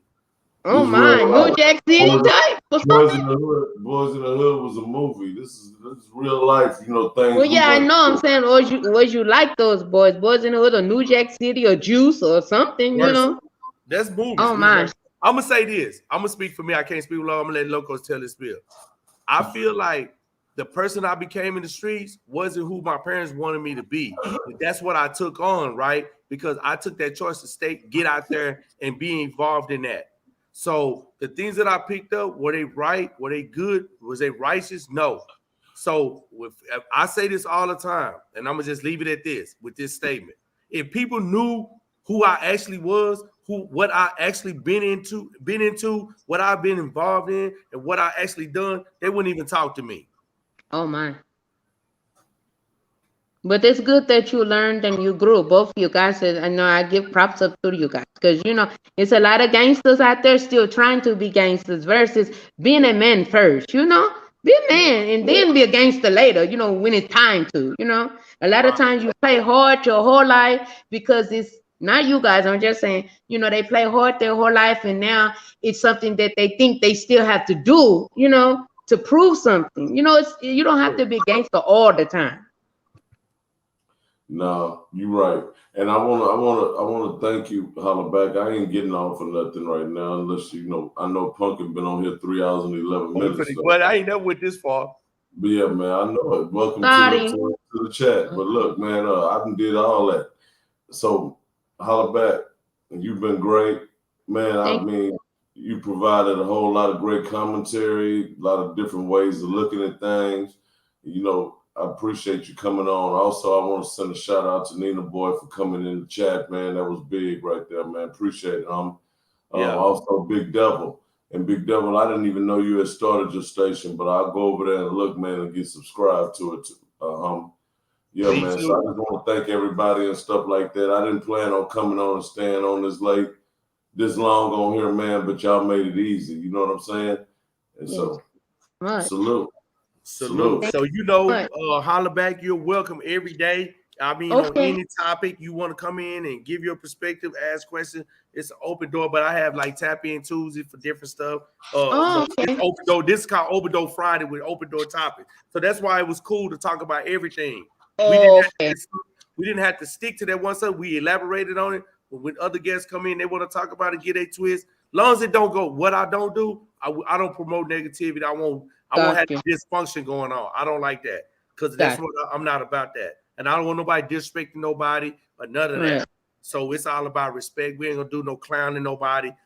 But if the haters come in here, we're gonna let the haters come in and they can come on here and they can speak their piece. And then because I mean, I'm only speaking for me. They can speak their piece as long as they don't be disrespectful. If they're gonna be disrespectful, I'm gonna Understandable. click them up out of her, and that's it. Yeah, you want to have you keep the respect because you know you don't want nobody to run your guest off. You know, the Right. more guests, the more inside and outside that people can want to listen because a lot of black people like to sit and listen to negativity. This is positive. You Right. know?